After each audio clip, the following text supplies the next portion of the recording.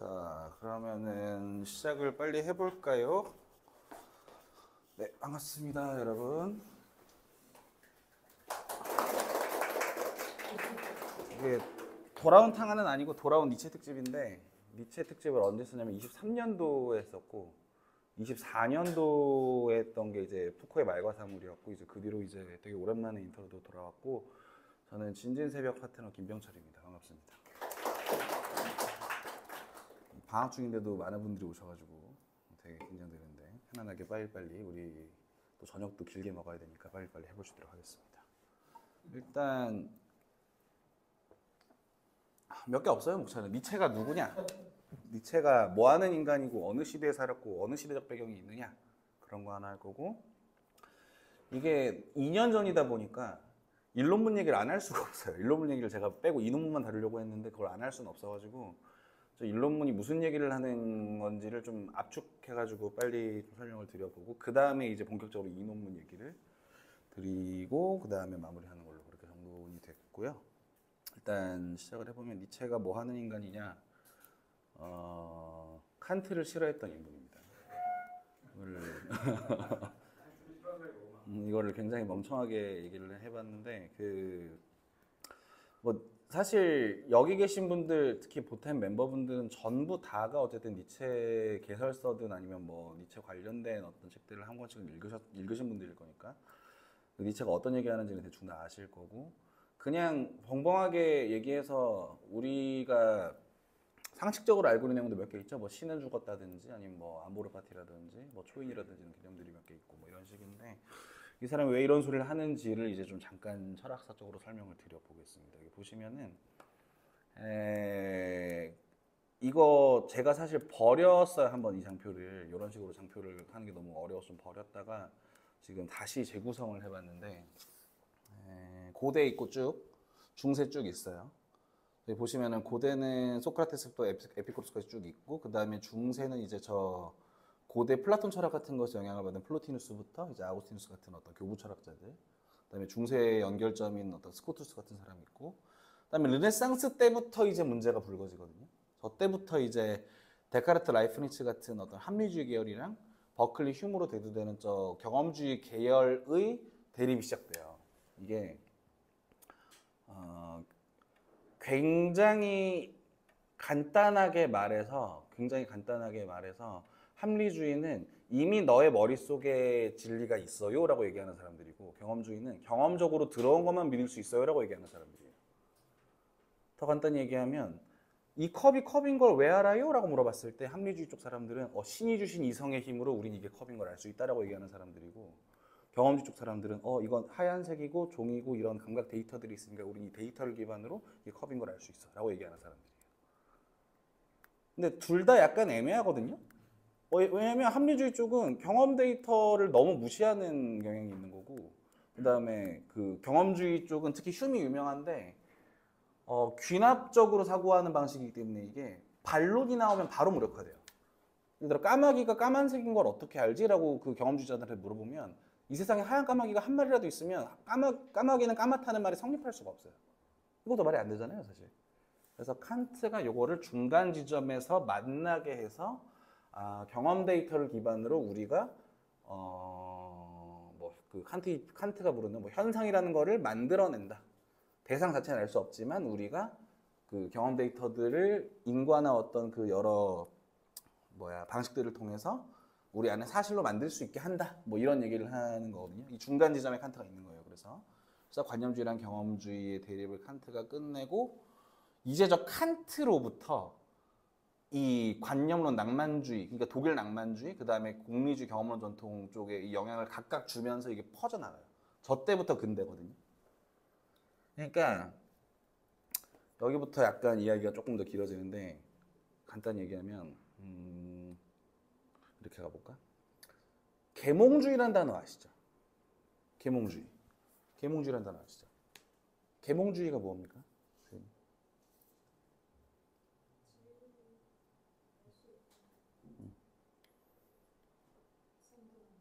선동하는이라고 하지 마시고 선동하는이라고 하지 마시고, 이거 생각을 해봐야 되는 게 계몽주의라는 단어를 우리가 매우 매우 상식적으로 알고 있는 바로는 이제 그 신학적 세계관에서 벗어나서 과학적 세계관으로 나아가는 뭐 그런 운동 같은 거라고 생각을 하잖아요. 근데 저기에 전제가 되는 게 뭐냐면 인간의 능력이에요. 그러니까 계몽주의란 말의 핵심은 뭐냐면은 인간은 어쨌든 자연을 해석하거나 지배할 능력이 있다에 가 있는 거거든요. 이 말을 조금 더 해보자면은 칸트가 제가 방금 말씀드렸다시피 칸트가 뭐라 그랬어요? 경험 데이터들을 내가 구성해서 사실로 만들 수 있는 능력이 있다고 얘기한 거예요, 칸트는. 그래서 칸트가 계몽주의 끝자락에 저기 걸치는 거거든요. 어쨌든 인간에게는 자연을 해석할 능력이 있는 거예요. 거기서부터 이제 그 과학 쪽이랑 얽혀가지고 계몽주의가 이렇게 같이 가면은 저 경험론 전통이 되는 거고 그 뭐야 자연을 뭔가 되게 신비적인 무언가로 바라봤을 때는 저 낭만주의 쪽이 되는 거예요. 그래서 다시 조금 더 평평하게 말씀드리면은 계몽주의는 인간의 보편 능력에 대한 어떤 사상이고 그러기 때문에 사실 그 프랑스 혁명 이런 것도 가능했던 거거든요. 그 전까지 인식은 너무 당연히 계급에 따라서 인간 능력이 달랐어요. 근데 인간에게 보편된 능력이 있다는 믿음이 있어야 민주주의 같은 게 가능하지 않겠어요? 인간에게 보편된 능력이 있다고 믿을 수 있어야 어쨌든 모든 사람의 평등 뭐 이런 얘기를 할 수 있잖아요. 그래서 저 계몽주의가 발생한 저 시점 언저리에 프랑스 혁명이 나타난 거고 그 다음에 아까 말씀드렸다시피 저 계몽주의는 인간의 능력인데 자연을 해석하는 능력이라고 그랬잖아요. 그래서 과학이랑 궁합 좋게 맞춰져 간 거예요. 그래서 저 근대 이후 한 18세기쯤부터 모든 과학은 자연을 해석하는 역량이잖아요. 예를 들어 뭐 유명한 책이지만 읽어보신 분도 계시겠지만 뭐 물고기는 존재하지 않는다 같은 거 보면은 여러 물고기들을 분류하고 배치시키고 이름 붙일 수 있는 권리가 있는 사람 누구? 인간밖에 없어요.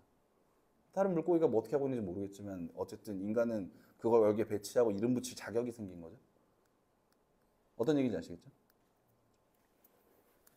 그래서 계몽주의는 그런 거고 이거는 약간 번외로 낭만주의는 반대로 약간 비슷하지만 좀 다른 결인데 인간에게 능력이 있어. 자연을 상대할 능력이 있는데 저 경험론 전통의 입장에서 저 경험주의자들 입장에서 자연은 어쨌든 해석의 대상이고 인간이 가서 뭔가 의미를 캐내야 되는 대상이고 이렇게 갔다면 저 관념론이나 낭만주의 해겔 뭐 이런 사람들에게 있어서 자연은 전체 신 뭐 이런 거예요. 세계 전체인 거예요. 그래서 인간이 어떻게 세계 전체를 알 수 있지 같은 식으로 간 거예요. 그래서 이 둘은 좀 계열이 분리가 된다. 분리가 되고 뭐 3번 질문 당연히 프랑스 혁명 같은 것들은 계몽주의가 있어야만 저 계몽주의적 사상 아래에서 발생할 수 있는 거고 과학과도 계몽주의는 당연히 연관이 되겠죠. 보편 능력이 있어야 예를 들어 제가 하는 거랑 뭐 예를 들어 형성님 하는 거랑 같은 결과물이고 이게 학문이야 라고 부를 수 있으려면 인간 능력이 전제가 돼야 되잖아요. 인간 능력이 다른 쪽은 결손이 돼 있고 나만 할 수 있어 이렇게 가면 이건 학문이 안 되잖아요. 그래서 이 계몽주의가 어쨌든 저 정치적 상황과 이 과학 같은 것들을 발상하게 했다. 뭐 이런 얘기가 되는 거고. 그리고 저 지금 저렇게 제가 구도를 잡았잖아요. 관념론 낭만주의에는 뭐 헤겔 어쩌고 있고 그 뒤에 마르크스 나오고 뭐 공리주의 경험론 전통에 이제 벤담 밀 뭐 꽁트 저렇게 나오고 이렇게 가는데 뭐 이거는 꼭 잘리진 않아요. 마르크스 꽁트는 좀 같이 가는 경우도 있고 잘리진 않는데 저 쇼펜하우어부터는 아예 여기서 이 계통이랑 좀 상관없이 튀어나와요. 갑자기. 저 사람들은 어쨌든 계몽주의 영향을 받긴 받았지만 뭐랄까 실존 내지는 생철학이라고 불리는 계통으로 분류가 되거든요. 생철학. 그러니까 삶이라 부르는 것에 어떤 의미가 있는가 뭐 이런 식으로 흘러가는 그런 사조들이 여기서 새롭게 튀어나오는데 그 중에 이제 가장 유명한 게 니체. 그다음에 요즘 쇼펜하우어도 많이 팔리죠. 쇼펜하우어도 많이 팔리는데 쇼펜하우어는 사실은 헤겔, 안티 헤겔에 좀 가까운 그런 인상이 좀 있고 니체는 이제 칸트, 헤겔 여기 있는 저 모든 저 계몽주의적 아이디어들을 모두 거부해보겠다는 식으로 철학을 한 사람이에요. 그래서 제가 이 도시를 그리는 거는 이제 계몽주의가 뭔지 알아야 니체가 뭘 까려고 하는지가 보이거든요. 그 구도를 지금 잡으려고 이거를 만들어 놓은 거고. 이건 넘어가기 전에 잠깐 그 질문 좀 받을게요. 궁금하신 거. 설명이 너무 빨랐다. 어려웠다. 이게 무슨 소리냐. 저 사람 이름이 왜 저러냐. 뭐 이런 거 다 괜찮으니까. 편하게. 시대 때 제일 중요한 건 이성인가요? 네. 그러면 니체 시대에 중요한 것은 이제 이성이 아니겠네요. 매우 맞는 포인트인데 이 질문자가 상규님이셔가지고 그 어려운 대답을 할 수밖에 없는 포인트인데. 지금 병철님의 이 슬라이드의 요약이어서 그런. 그러니까 우리가 이성이라 부를 때 이성이 굉장히 다양한 의미를 가지니까 그거를 막 편하게 막 이성이 문제였고 니체는 반이성주의다 이렇게 가면 약간 엉키는데 그냥 편하게 우리 상식선에서 얘기하자면 상균이 말씀이 맞아요. 이성적 능력, 그러니까 인간의 능력이 이꼴 이성이잖아요. 그 이성적 능력이 어떻게 기능한다라는 걸 보여주는 게 칸트라면 니체는 그 능력으로 이성적인 능력으로 뭔가를 만들어낸 적의 허상이다 이렇게 얘기하는 거예요. 그런 흐름이 있는 거고 이건 뒤에 더 나오긴 할 건데 일단 궁금하신 거 없으면 일단 여기 넘어가겠습니다. 네. 생처럼 이제 아까 그 삶의 의미를 물어보는 네네네. 하셨는데 그 전에는 그런 삶에 대한 질문이 없었나요? 그러니까 당연히 스토아 에피쿠로스 이쪽도 다 있었고 특히 중세 이제 신학할 때 그 삶의 의미나 이런 걸 물어보는 그런 철학들이 꽤 있어요. 꽤 나오고 그래서 키에르케고르는 사실은 저 연결 못 지었는데 저 신학 쪽에서 파생된 느낌도 좀 있어요. 스피노자 같은 사람이 니체랑 같이 가는 그 후대 해석도 있고. 근데 어쨌든 여기서 왜 문제가 되냐면 칸트가 보여준 그 계몽주의적 도시에서 어쨌든 인간 능력으로 뭔가를 만들어낸다, 현상을 만들어낸다 이렇게 가잖아요. 근데 문제는 칸트가 얘기하는 대로 가면은 진정한 의미의 객관성은 없어져 버려요. 인간 개개마다에게 의미가 있는 무언가가 돼버리거든요. 그 얘기는 여기서 할 수는 없고 요거는 뭐 좀 나중에 할 수 있는 얘기인데 어쨌든 그래서 생철학 계열은 저 일반적인 이성 능력과는 좀 계열이 다른 데서 태어나는 거예요. 이게 설명이 하나도 안 되고 있는 것 같은 느낌인데 계보가 다르다는 식으로 받아들여도 될 것 같아요. 대충 그 좀 질이 다르다. 특히 저 칸트를 둘러싼 저 동네 이야기는 어쨌든 인식론에 대한 이야기라서 대상을 우리가 어떻게 알아? 대상을 아는 능력이 있어? 뭐 이런 얘기고 제가 아까 처음에 설명드렸듯 자연 대상을 아는 인간의 능력이 정확히 도식화된 게 칸트고 저 때부터 이제 과학이든 뭐 아니면 아예 낭만주의로 가든 이런 게 가능했다는 얘기를 드리는 거예요. 그럼 대충 됐죠? 넘어가면 이제 니체인데 저작이 이렇게 많습니다. 이렇게 많고 뭐 더 있는데 더 있는 건 제가 다 못 담았어요. 근데 이 중에 우리가 주저라 뽑는 게 요 4권이에요. 또 요 4권을 주저로 꼽고 먼저 설명드리면은 니체가 비극의 탄생 저 때 한 20대였거든요. 20대? 되게 어린 나이에 그 바젤 대학이라는 데에서 교수직을 하고 있다가 원래 문헌학자였어요. 그러니까 문헌학이라고 하면 뭐냐면은 옛날에 그리스어로 된 문서를 해독한 다음에 이게 무슨 뜻이지를 딱 그 시대별로 맞춰보는 그런 직업을 가진 사람이었는데 저 사람이 비극의 탄생이라는 작품을 쓰면서 사실 저거 에우리피데스쯤 되는 그 저 그리스 시대 어떤 비극들은 좀 별로고 더 옛날에 되게 좋은 비극들이 있었어라는 식의 이야기를 막 아폴론, 디오니소스 막 자기가 생각하는 신들 개념들 가지고 막 설명을 하거든요. 저거 쓰고 학계에서 욕을 엄청 먹어요. 저거 쓰고 몇 년 그 강의에 2명 앉아 있었다 이런 야화도 있고 심지어 그 2명이 문헌학과 전공이 아니었던 뭐 이런 얘기도 있고 그 문헌학 이 사람 스승이었던 뭐 다른 사람이 너 이럴 거면 철학해라 왜 문헌학 와서 이러냐 뭐 이런 소리도 자꾸 했다 그러고 근데 저거 쓰고 저 다음에 몇 개 더 쓰고 저 1878년 저 3번째쯤에 아파져가지고 니체가 자기 직을 내려놓고 이제 휴식을 하러 떠나거든요. 스위스 뭐 이런 데 실스마르 이런 집으로 휴식을 하러 떠났다가 저 즐거운 학문 1882년 때 무슨 벼락을 맞듯이 자기의 모든 철학들을 다시 재정립하고 그 다음 해에 바로 써낸 게 저 짜라투스트라예요. 저게 1883이라 쓰였긴 한데 저건 첫 1권이 저거고 한 2, 3년에 걸쳐서 저걸 쭉 써내거든요. 쭉 써내고 저 책이 사실은 니체의 주저인데 문제가 철학책 형태를 안 띠고 있어요. 성경을 패러디하기 위해서 소설책 형태를 띠고 있는 그런 책이고 근데 니체가 나는 다 깨달았고 너무 지금 신나고 이래가지고 책을 열심히 냈는데 아까 말씀드렸죠. 수업에 몇 명한테 있었다고? 그 독립출판하면 읽어요? 아무도 안 읽어요. 이해도 못해. 보내주면 욕이나 하고. 그래서 이 사람들이 이거 안 되겠네. 해설서를 써줘야겠다. 그리고 선악의 저편을 쓰는 거예요. 해설서를 써줘야겠다. 해설서 이렇게 열심히 쓰거든요. 선악의 저편도 꽤 체계적으로 막 8개 항목으로 딱딱 나눠서 예쁘게 쓰거든요. 이것도 못 알아먹어. 이것도 약간 좀 잠언형으로 쓰여 있어가지고 뭐 읽히는 건 읽히는데 좀 읽기 힘들어요. 그래서 내가 진짜 정말 쉽게 써줄게 하고 쓴 게 도덕이고요. 내가 정말 쉽게 써줄게. 그 선악의 저편 안에 이미 도덕 항목이 따로 있거든요. 그 항목을 약간 구체화해서 3가지 논문으로 정리한 게 도덕의 계보고, 그래서 도덕의 계보의 특징은 니체 책 중에 가장 논문 같아요. 그나마 니체 책은 논문 같지 않은데 다 그나마 가장 논증적이고 그나마 가장 뭐랄까 형태가 좀 줄글로 돼 있고 이런 특징을 가졌고, 지금 도덕의 계보 설명을 잘 읽어드리면 도덕, 양심 이런 개념을 계보학적으로 의심하겠다. 저게 지배를 위한 발명품이었음을 폭로하겠다. 이렇게 접근하는 거거든요. 여기서 계보학이라는 단어가 나오잖아요. 계보학이 뭘까요? 계보학이 뭡니까?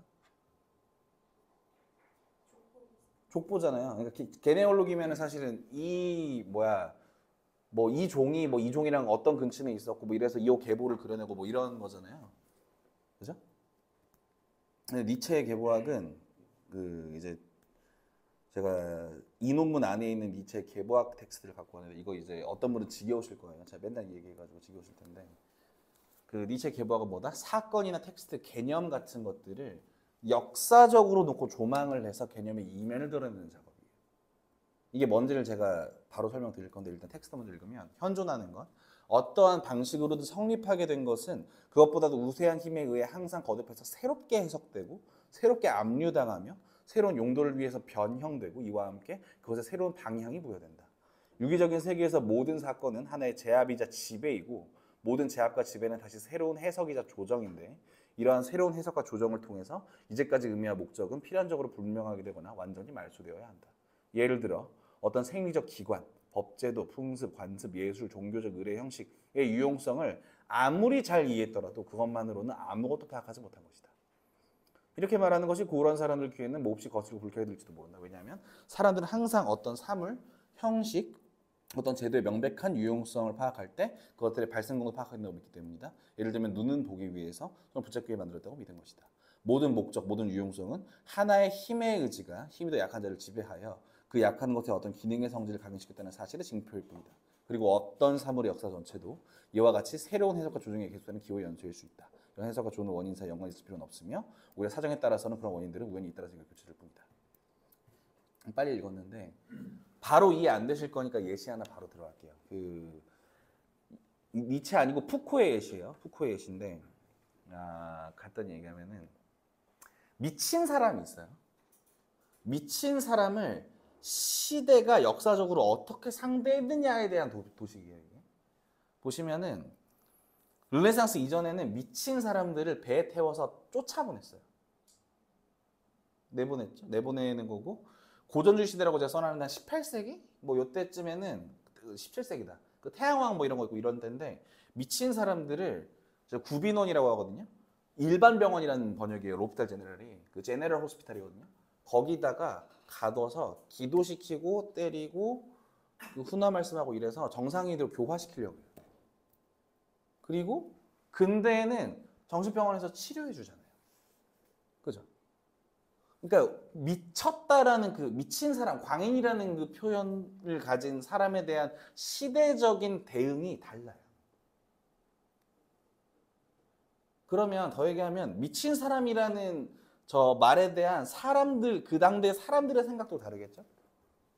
예를 들어 우리가 볼 때 지금 배 태워 쫓아보내면 바로 해외 토픽 나오고 아니 이런 시대에 뭐 난미를 만드는 거냐부터 시작해서 미친 사람 어떻게 골랐냐 뭐 정적 포갑이다 이런 소리 나올 거 아니야. 근데 이때는 이럴 수 있었어. 이게 당연한 거니까.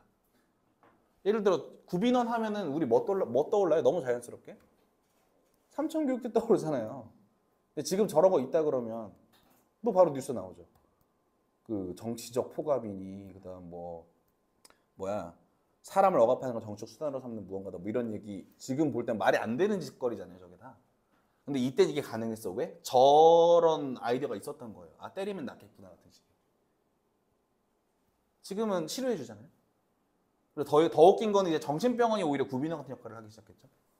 그 동의 없이 뭐 잡아가면 안 되는 어쩌는 뭐 이런 소리 나오고 뭐 그런 얘기도 있는데 어쨌든 이건 뭐 다른 얘기고. 그래서 이게 광인에 대한 얘기인데 어떤 개념이 저 시대에 어떤 의미였는지는 계부학을 통해서 드러나는 거예요.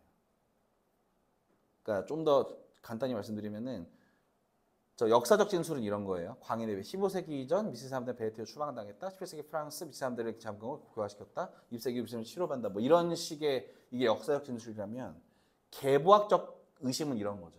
예를 들어 각 시대별로 저 미친 사람이라 불렀던 게 같은 대상들을 지칭하는 건가? 대감금 때는 사실은 근데 미친 사람이라고 하는 게 진짜 약간 또라이들만 잡아간 게 아니라 뭐 가난한 사람들이나 창부 뭐 일하지 않는 사람들 이런 사람들 다 포함되어 있었단 말이에요. 뭐 이런 모델들. 그 다음에 지금 정신병원 딱 봤을 때도 치료가 구빈원이랑 다르긴 할 거거든요. 때리거나 막 기도시키진 않을 거 아니에요. 지금 정신병원에서 뭐 약을 준다던가 어쨌든 인도주의적으로 대해주려고 할 거 아니에요. 근데 어쨌든 교정하려고 한다는 것 자체는 변한 건 없거든요. 이 두 가지 포인트를, 그러니까 두 포인트가 뭐가 다르냐면 아래쪽은 뭐냐면은 미친 사람의 개념이 달랐다는 거 한 포인트가 있는 거고, 저 위에 포인트는 뭐냐면은 교정한다는 관점에서는 사실은 이 구빈원과 정신병원은 구분되지 않을 수도 있다는 포인트가 있는 거예요. 더 얘기하면 역사적 진술을 봤을 때는 이 세 가지 시대의 저 요소들은 너무 다른 무언가인데 계부학적으로 봤을 때는 다른 점, 같은 점이 다 공존하는 어떤 그런 의미 연속체인 거예요. 이 포인트가 대충 이런 거고, 그래서 이 계보학이 하는 짓은 뭐냐? 아까 말씀드렸다시피 사건이나 텍스트 개념들이 역사적으로 조망해서 개념의 이면을 드러내는 거니까 역사적 진술이 이것은 A다라고 얘기하는 거라면 그 고고학 계보학은 이게 A라고 누가 말하고 있느냐를 따져보는 학문이다. 대충 되셨죠? 너무 빠른 것 같은데?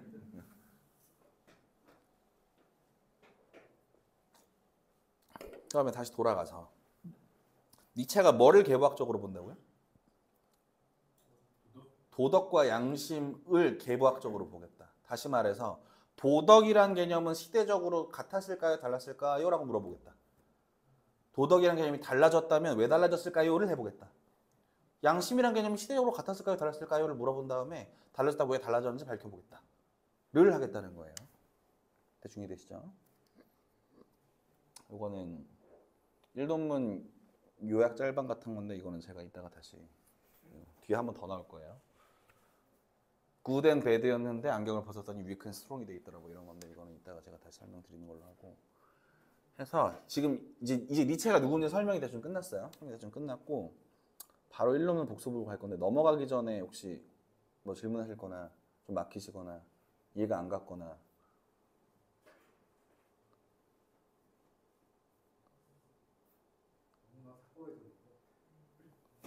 종합적으로 이해가 안 되시는 거 아니에요? 지금 약간 표정들이 다 근데 제가 뷰가 이렇잖아요 지금 너무 난감해하는 느낌이 있어가지고 지금 제가 자 갑니다. 아까 장표죠? 니체가 볼 때 이 철학들은 어떤 꼬라지를 하고 있었냐? 이거는 기독교 영향을 받은 구시대 철학들이고 이건 뭐야? 인간을 새 시대로 이끌어주는 자유정신의 철학들이고 아 이건 니체라기보다는 그 당대 이제 설명 당대의 이미지예요. 다시 이제 설명 당대 사람들의 생각 구시대 철학도 있고 아 이거는 이제 우리를 새 시대로 이끌어줄 계몽주의 철학. 아까 말씀드렸죠 인간의 능력이라고. 인간이 새 시대로 나아갔잖아요. 그 앙증 레짐도 뒤집었지. 과학적으로 다 밝혔지. 다 밝힌 건 아니지만 밝혀나가고 있지. 그리고 이 둘에서 이제 넘어가는 게 우리가 계몽주의라는 단어를 상식적으로 생각했을 때 알고 있는 도식이잖아요.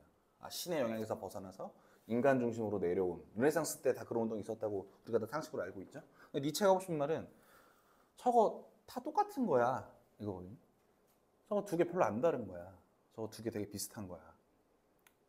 그래서 니체가 볼 때 저거는 기독교적 철학, 그 다음에 신을 죽였음에도 여전히 어떤 토대를 바라는 자유정신의 철학, 그 다음에 지금 필요한 거는 뭐 저런 자유정신 철학이 아니라 토대가 하나도 없음을 인정하고 자기 자신을 출발해야 한다. 뭐 이렇게 가는 건데 이거는 지금 이해 못 하셔도 돼요. 왜냐면 뭐 지난번 세션 때 제가 말씀을 드렸던 얘기라서 독이 뭔지 뭐 이런 건 모르셔도 되고 그냥 니체의 인식이에요. 니체의 인식이라는 것만 이해하시면 되고 그래서 니체가 지금 이걸 삼중으로 가져가는데 이 삼중으로 가져가는 거를 이 책에서 어떻게 논팔하려고 하는 거냐면 1과 2가 사실은 같은 뿌리를 가지고 있다는 걸 보여주는 거예요. 자신의 방법을 통해서. 이거를 제가 오늘 설명을 드리면서 좀 어떻게 저게 저렇게 되는지를 좀 설명을 드려볼 거고 지난 세션 제목이 선과 악, 좋음과 나쁨이거든요. 아, 이거 좀 덥다 진짜. 잠시만요. 그러니까 1논문의 제목이에요. 선과 악, 좋음과 나쁨. 그래서 니체가 어디부터 시작하냐면은 그 좋다와 나쁘다라는 단어를 어원학적으로 파헤치기 시작하는 거예요. 어원학적으로. 그래서 원래 좋다랑 나쁘다가 어떤 뜻이었지를 막 그 독일어나 뭐 그리스어나 그 로마 라틴어 같은 거 막 뒤져가면서 이렇게 찾는데 원래 좋음은 되게 단순한 의미였다. 선함이랑 다르게 좋음은 되게 단순한 의미였다. 고귀한 거, 귀족적인 거, 특권 있고 진실된 거. 나쁨이라는 것도 되게 단순한 의미였다. 비속한 거, 천민적인 거, 저급한 거, 뭐 이런 의미였는데 저 단어에 대해서 저 단어를 그 왜곡하는 사람들이 있어요. 저 단어를 왜곡하는 사람들이 있는데 그걸 얘기하기 위해서 이제 그 평가 방식이라고 표현하는데 이런 거거든요. 저 옛날에 기사적인 사람들이 있었고 성직자적인 사람들이 있었어. 옛날에 중세 이전이든 어쨌든. 그러니까 기독교의 시대에 기사들은 뭐예요? 기사들은 좋을 수 있는 사람들이에요. 이게 말이 좀 어렵지. 너무 빨랐지? 지금은 좀 빨랐죠? 아니, 그러니까 뭔 얘기냐면은 아까로 돌아가자. 고귀하거나 귀족적이거나 이런 거 약간 여기 좋음 이거 보실 때 뭐 떠올리시면 되냐면 좀 지배민족적인 거 생각하시면 돼요. 좀 지배적인 거 생각하시면 되고 저 나쁨은 약간 피지배적인 거. 뭔가 그 정복당한 민족 뭐 이렇게 생각하시면 되거든요. 그러니까 원래 저 어원학적으로 봤을 때는 저런 단순한 뜻이었는데 그래서 기사적 평가 방식 약간 건강한 혹은 뭐 잘 뛰어난 사람들은 막 저런 고전적 의미의 좋음이라는 단어에 부합하고 명랑하고 쾌활하고 아무 고민 안 하고 막 투지를 불태우고 뭐 이런 스타일의 평가 방식이 있었다면 성직자들은 자기들이 살아나려면 그러니까 피지배 민족 힘이 없는 사람들 무력이 없는 사람들은 자기가 생존하려면 저런 식의 좋음이라는 가치를 동의하면 안 돼요. 그럼 자기는 지배당해도 된다는 얘기잖아. 자기는 져도 된다는 얘기가 되는 거잖아. 당연히 성직자들은 전쟁 이런 거 못하고 오만하거나 방탕한 거 이런 거 지금 종교 관점에서는 약간 별로인 거고 뭐 이런 흐름에서 이제 이 단어를 다시 보는 거죠. 그러니까 기사들이 볼 때 지배민족이 볼 때 좋은 거 나쁜 거가 이렇게 단순했다면 피지배민족이 볼 때는 좋음은 악인 거고 나쁜 게 오히려 선이에요. 설명을 상세히 보면은 고귀한 건 사실 오만한 거랑 닮아있죠. 그 천민을 지배하고 귀족적으로 구는 건 잔인한 거랑 닮아있죠. 뭐 특권이 있는 건 탐욕스러운 거, 뭐 이런 거랑 닮아있고 저기 좀 오른쪽으로 가보면 나쁜 거, 그 비속하고 뭔가 검소하게 사는 거, 겸손한 거랑 같이 가는 거고 천민적이라고 하는 거 소박한 거랑 같이 가는 거고 저급하는 이제 비참한이라고 표현했는데 저거 뭐냐면은 미저러블이에요. 그러니까 동정할 만한 그런 말 있잖아요. 부자가 천국에 가는 건 낙타가 바를 길을 통과하는 것만큼 어렵다 이런 표현 있잖아요. 그러니까 이런 식으로 그 니체가 볼 때 저 선악 좋음과 나쁨 good and bad라는 개념을 계보학적으로 살펴봤더니 원래는 겁나 단순한 뜻이더라. 지배민족의 어떤 고귀함, 강함, 그다음에 진짜 약함, 천민적인 이런 단순한 뜻이었는데 이게 성직자적 평가 방식, 그러니까 피지배 민족의 평가 방식을 만나면서 전도되더라. 어떻게 전도돼? 저 좋음, 강함, 지배적임 이런 것들은 이제 오만하고 잔인하고 탐욕스러운 걸로 바뀌고 비속하고 천민적이고 연약한 것은 겸손하고 소박한 거, 비참한 거 이렇게 바뀐 거. 그래서 원래라면 나쁨이라고 평가받아야 할 가치가 선이 돼버리고 원래라면 좋음이라고 평가받아야 할 가치가 악이 되는 거예요. 이제부터. 이게 지금 니체가 주장하는 저 선과 악에 대한 계보학인 거거든요. 그래서 이때 가치가 전도된다. 어떻게 전도되냐면 기사적 평가 방식은 자기 스스로 해요. 내가 세거나 제가 약하거나 혹은 내가 약하더라도 하고 내가 나쁜 거야. 근데 성직자적 평가 방식은 제가 세니까 내가 착한 거야. 외부항이 한 번 있고 저 외부항을 악인으로 규정 지은 다음에 나를 선인으로 놓아야만 저 저급한이나 뭐 천민적인이 소박함이나 비참한이 될 수 있어요. 다시 말해서 반동적이에요. 기사적 평가 방식은 능동적이라면 저 성적 평가 방식은 반동적인 평가 방식인 거예요. 그래서 니체가 이렇게 쓰고 있죠. 교부들의 말. 비참한 자만이 선한 자이고 가난하고 무력하며 비참한 자만이 선한 자이다. 고통받고 가난하며 추한 자만이 경건한 자이고 신의 축복을 받는 자이며 오직 그들에게만 행복이 있다. 이에 반해 그대 고귀하고 강력한 자들, 고대라 써놨네. 그대 고귀하고 강력한 자들, 그들은 영원히 사악한 자, 자기네들 음탕한 사막스러운 자, 신을 부정하는 자이고 그들의 말 또한 영원 축복을 못하는 자고 어쩌고. 그래서 철저한 가치의 전도를 통해서 도덕에서 노예반란이 일어났다. 그래서 이 복수는 2000년간 사랑이라고 자행되어 왔다. 뭐 이런 식으로 가거든요. 이게 1논문이에요. 이게 1논문이고 앞 세션 보면은 좋음과 나쁨은 계보학적으로 어떻게 어디서 배출되었나 이게 저 논문의 질문이었다면 그 대답이 나왔죠. 귀족 도덕에 반대는 노예 도덕의 가치 전도가 좋음이라는 개념을 왜곡시킨 거예요. 이 왜곡이 건강한 인간상을 이 표현이 좀 그런가? 천민화시켰다? 말살시켰다? 혹은 악으로 만들어버렸다? 지향하지 말아야 될 것으로 만들어버렸다. 이게 1논문이고 이러면 이제 이게 보이시죠?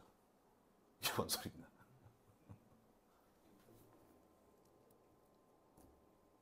이게 1논문 얘기는 사실 훨씬 더 복잡하거든요. 그러니까 그리스도교에 대한 얘기이기도 하고 저게 왜 사랑인지에 대한 연결고리를 제가 지금 뺐어요. 빨리 해야 되니까. 빼긴 했는데 간단하게는 이렇게 정리할 수 있어요. 간단하게 이렇게 정리할 수 있을 거고 이렇게 하면 이제 이거 일론문 얘기도 금방 끝나버렸거든요. 일론문 얘기에서 혹시 궁금하신 거? 조금 더 설명이 필요하다거나. 그럼 결국 저 일론문에서 네. 니체가 까고 싶었던 거는 언더도그마에 대한 걸 까고 싶었던 건가요? 뭐 사실 보면은 게임으로 치면은 네. 내가 나의 게임 전략을 평가할 때는 탁월한 전략이지만 지는 사람이 정말 저 비열하게 종족발로 이긴다. 거의 이런 느낌이라서 어떻게 보면은 약한 자는 선하다라는 개념하고 이제 언더도그마가 좀 연결되는 것 같아요. 그 언더도그마라는 개념 자체가 그건 맞는 것 같고 뭐 일단 언더도그마라는 개념은 없었으니까. 근데 니체가 그 까고 싶었던 건 앞으로 다시 쭉 가보면은 1, 2번 아까 보여드렸죠. 저 1, 2번이 같은 거라는 거 보여주는 거라고 했잖아요. 약간만 더 배경 설명을 드리면은 니체가 볼 때 모든 인간은 사랑받아 마땅하고 평등하다라는 그 감각은 천민적인 거예요. 그러니까 인간 자신의 능력을 거세시킨 다음에 인간의 평등한 부분만을 숭상하는 거예요. 그걸 자유정신이라 부르고 있다는 거예요. 지금 니체가. 인간은 차이가 있는데 그걸 억지로 막 평등하게 만들고 있다. 맞아요. 그래서 그 차이를 뭐 어떻게 정신을 했나 이런 얘기까지 안 가는데 핵심은 뭐냐면은 아까 보여드린 대로 반동적이라는 거예요. 그 사고방식이. 그 사고방식은 이미 한 번 전도된 가치고 가치 자체나 생성되는 가치가 아니다. 그건 이미 한번 전도된 가치인데 그 가치를 기준으로 우리가 저 시대가 특히 저 계몽지 이후에 어떤 정치적 상황에 놓인 저 시대가 그런 사고방식을 망각한 채 가지고 있다. 뭐 이런 소리가 되는 거죠. 이런 소리가 되는 거고. 위험하게 들리는 얘기입니다. 지금 우리가 보면 당연히 위험하게 들리는 얘기인데 위험해져 본 적 없는 시대 사람이니까 일단 양해해 주시고. 방어를 간단하게 치고 가죠. 하여튼 이런 식이고. 혹시 더 있으신가요? 니체가 사회적 승리자들, 이를테면은 한대로 따지면 권력을 준 자들, 돈이 많은 자들, 건강한 자들,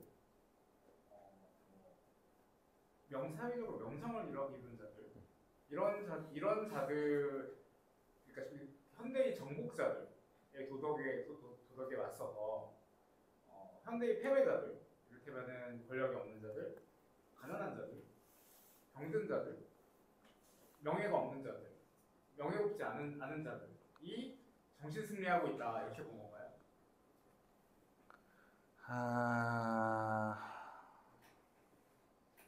저 인식은 약간은 틀렸는데. 그러니까 일부러 이렇게 네, 알고 있어요.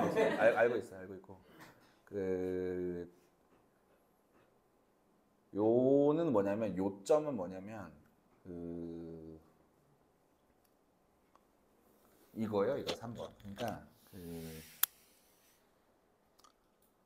약자가 악하고 강자는 선하다라는 그 시대마다 달라지는 그 편견을 강화하는 방식이 아니라, 이미 이 얘기 자체가 언제 얘기냐면은 중세 이전에 그 로마 제국이 막 그 피지배 민족들 막 약탈하고 다닐 때, 그때 관점에서 이것들을 봤을 때 피지배 민족이 저걸 어떻게 왜곡시켰다라는 얘기를 하는 동시에 무슨 얘기를 하냐면, 야, 지금 그러면 저 가치를 되살려야 돼, 이 얘기가 아니고 자유정신들이 이긴 시대다. 이미 너무 당연하잖아요. 성직자의 평가 방식이 이미 이긴 시대예요. 니체 시대도 프랑스 혁명 끝났지. 귀족들 다 목 잘렸지. 기독교 1000년 넘게 지금 계속 저런 어떤 사랑의 가치로 설파해가면서 그 전도된 가치를 이렇게 주고 있지. 근데 니체가 지금 거기서 하고 싶은 게 뭐냐면은, 그런 어떤 시대 지배적인 아이디어가 사실은 한번 전도된 거니까 네 자신에서부터 다 출발해야 하는 거 아니냐. 그래서 너의 능동적 가치를 발현하는 방식으로 생각을 해야 되는 거 아니냐, 이렇게 가는 거예요. 오히려 그래서 니체 철학을 받아들인 후대의 어떤 포스트 모던 철학자들은 지금 당대의 자본주의가 가속화하는 가치론에 정면으로 반박해요. 그러면 안 된다. 예를 들어서 요새는 아예 저렇게 단순하게 좋고 나쁘고 이렇게 안 가고 뭐 그렇게 가잖아요. 예를 들어 서초구나 반포동의 아파트 안에 있는 헬스장에 가보니까 배 나온 사람이 없더라라든가. 근데 그런 것들은 이미 약간 이 형태? 이미 좋다고 느끼는, 선하다고 느끼는, 괜찮다고 느끼는 이 형태가 고정된 다음에 거기에 사람들을 맞춰나가는 식의 아이디어란 말이에요. 이건 좀 비약이 하나 비약이 있는 상태라서 지금 여러분들이 좀 표정이 다 이렇게 되는데, 푸코였으면 이게 좀 설명이 쉬웠겠지만, 근데 좀 다시 말씀드리면은,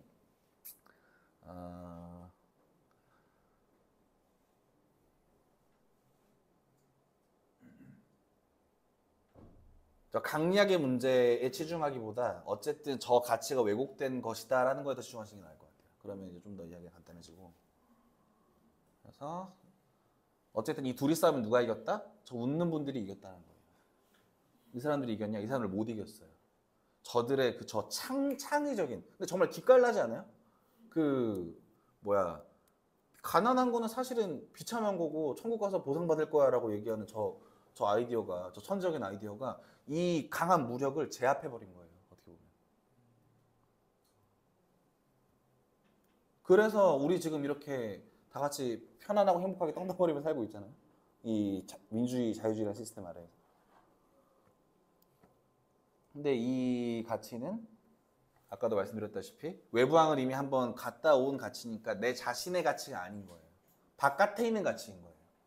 저 바깥에 강자가 존재하기 때문에 내가 선이 될 수 있는 그런 식의 고정된 가치라면, 니체가 하고 싶은 거는 그 아이디어에 휩쓸리기보다 너 자신의 가치로부터 출발해야 한다라고 얘기하는 거.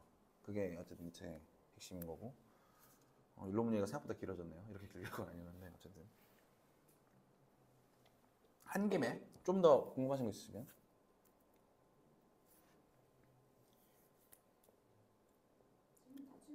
그럴까요?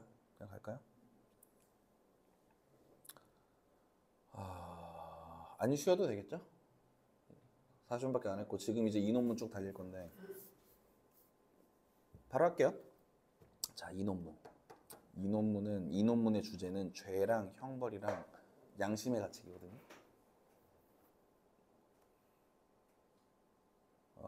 경범님, 죄가 뭡니까?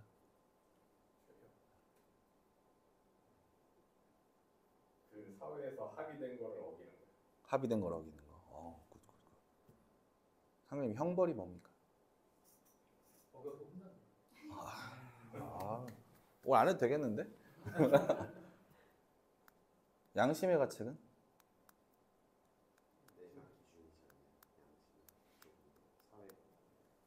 사회보다는 내가 기준이죠. 요게 약간 이제 우리 죄를 짓지 않으려는 마음. 맞죠. 죄를 짓지 않으려는 마음. 그래서 요 죄나 어떤 양심의 가책에 대한 현대적인, 그러니까 지금까지도 이어서 내려온 가장 현대적인 아이디어는 요거예요. 요거.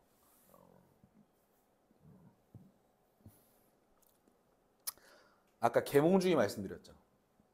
인간에겐 능력이 있어. 무슨 능력이 있어? 스스로 선택할 수 있는 능력이 있죠.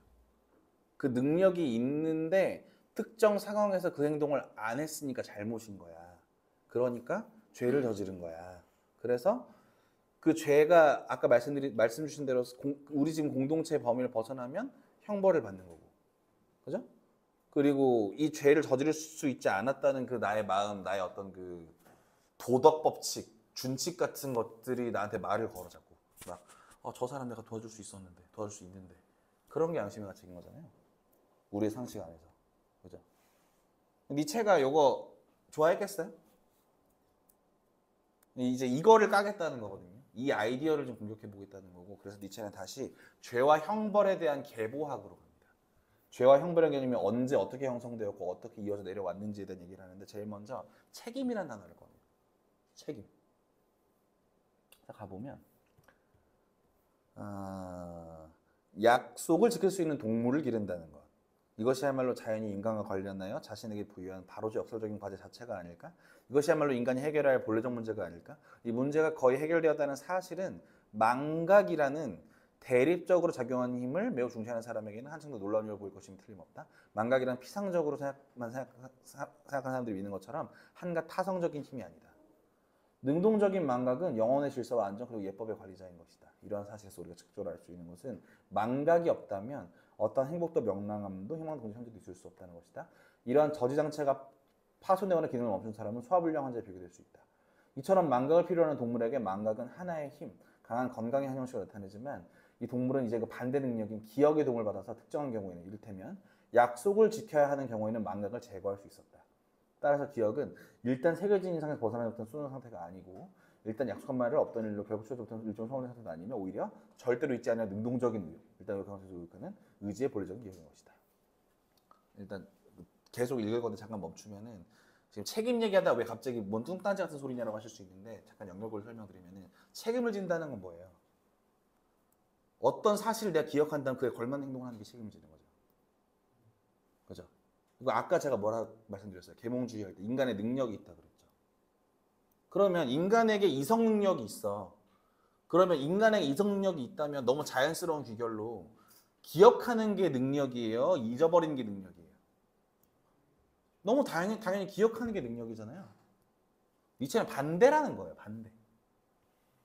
아무것도 잊어버리지 않는 자가 어떻게 살아갑니까? 그런 건 불가능하죠. 오히려 인간은 적절히 잘 망각하고 소화해야만 내 안녕이 있을 수 있죠. 그게 오히려 자연 상태고 기억한다는 거는 망각을 멈추는 거야. 내가 앞에 드러난 거를 기억하는 능력이 있고 망각은 기억을 못한 거야. 이게 아니고 이걸 흘러가게 두는 이 망각 상태가 기본 상태인데 기억한다는 건 여기에다가 핀을 꽂는 행동이야. 라는 말이거든요. 대충 이해되시죠? 그래서 계속 읽으면 그러나 이를 위해서는 얼마나 많은 것이 전제되는가. 이처럼 미래를 자신의 뜻대로 형성하기 위해 인간은 먼저 계획에 따라 일어나는 일과 우연히 일어나는 일을 구별해야 되고 뭐 남일을 마치 지금 일어나고 있는 것처럼 보고 선취해야 되고 무엇이 목적이고 어쩌고저쩌고 계산해야 되고 이를 위해 인간 자신이 규칙적이고 필연적인 존재가 되어야만 했다. 이를 통해서만 인간은 약속하는 인간이 그렇게 하듯이 그 자신의 미래에 대해 책임질 수 있게 된다. 바로 이런 긴 역사에서 책임이 유래했다. 우리가 이미 보았듯이 약속을 지킬 수 있는 동물을 기른다는 저 과제는 그것이 실현될 수 있는 조건과 준비 작업으로서 인간을 어느 정도까지는 필연적이고 균일하며 서로 동등한 규칙을 따르는 존재로 만들고 이와 함께 예측할 수 있게 만든다는 더 지적적인 과제를 포함하고 있다. 내가 관습의 도덕이라 불렀던 저 거대한 작업, 즉 인류가 존재하기 시작한 이래로 가장 오랜 기간 동안 인류가 자신에 대해 행해온 작업, 다시 말해 선사시대에 인류가 해온 모든 작업이 갖는 이해와 커다란 정당성은 바로 여기에 있다. 그러나 비록 그러한 작업에 너무나 많은 냉혹함, 포악함, 우둔함과 무지가 포함되어 있다고 했단 말이다. 인간은 관습의 도덕과 사회적 구속복의 도움으로 예측하는 분으로 만들어졌다. 길어서 이해하기 어려우실 테니까 짧게 설명드릴게요.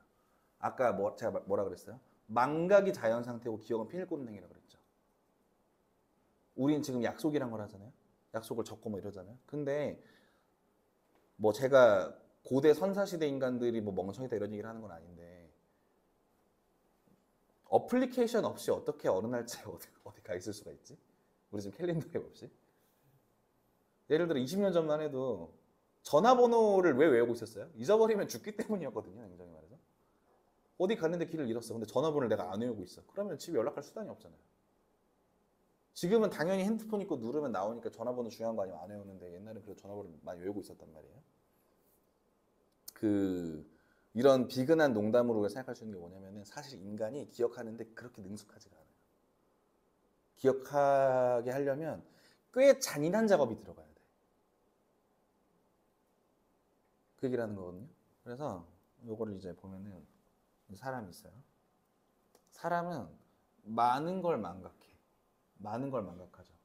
많은 걸 망각하는데 예를 들어 뭐도 망각하냐면 돈 빌려놓고 망각해. 돈을 빌려놓고 망각해요. 돈을 빌려놓고 망각하면 뭐가 따라와요? 물리적 제재가 따라오거든요. 물리적 제재가 따라와요. 그죠? 그럼 예를 들어 이 사람이 돈을 빌렸다 한번 망각하고 물리적 제재를 받았어. 그 다음에 또 돈을 빌릴 때는 망각하면 안 된다고 생각하겠죠? 저 물리적 제재가 머릿속에 들어가겠죠? 그죠? 여기에 어디에 자유의지가 있냐는 거예요, 지금. 여기 무슨 자유의지가 있고, 여기에 무슨 선택이 있고. 지금 니체가 말하는 거는 저 책임지는 인간은 무슨 능력 같은 게 아니고 굉장히 오랜 관습과 사회적 구속을 통해 만들어진 것이다. 이런 얘기를 하는 거거든요. 대충 납득되세요? 오늘 읽을 게 많아요. 계속 읽으면. 자, 양심. 자신의 양심? 그러니까 이 얘기하는 거예요. 뭐 양심이 있어서 우리가 약속을 지킨다 이렇게 얘기하는 그 아이디어에 대해 니체가 비꼬는 거예요. 자신의 양심? 내 양심이 있다고? 여기서 우리가 생소한 것에 가깝지만 최고의 형태로 접하게 된 양심이라는 개념은 자신의 배후에 이미 오랜 역사와 형태의 변천을 지니고 있다는 사실을 우리는 미리 짐작할 수 있다. 자기 자신에 대해서 긍정을 가지고 책임질 수 있다는 것, 따라서 자신을 긍정할 수 있다는 것, 이것은 앞에 말한 것처럼 성숙한 열매이며 뒤늦게 성숙한 열매이기도 하다. 이 뒤늦게 성숙한 열매란 말이 좀 어려운데 그냥 간단히 생각하시면은 요 아이디어 있죠. 이런 아이디어. 양심이 있고 그래서 우리가 능력에 따라서 책임을 진다는 이런 아이디어가 뒤늦게 성숙했어. 언제나 나온 얘기야? 17세기 돼서나 나온 얘기라는 거예요.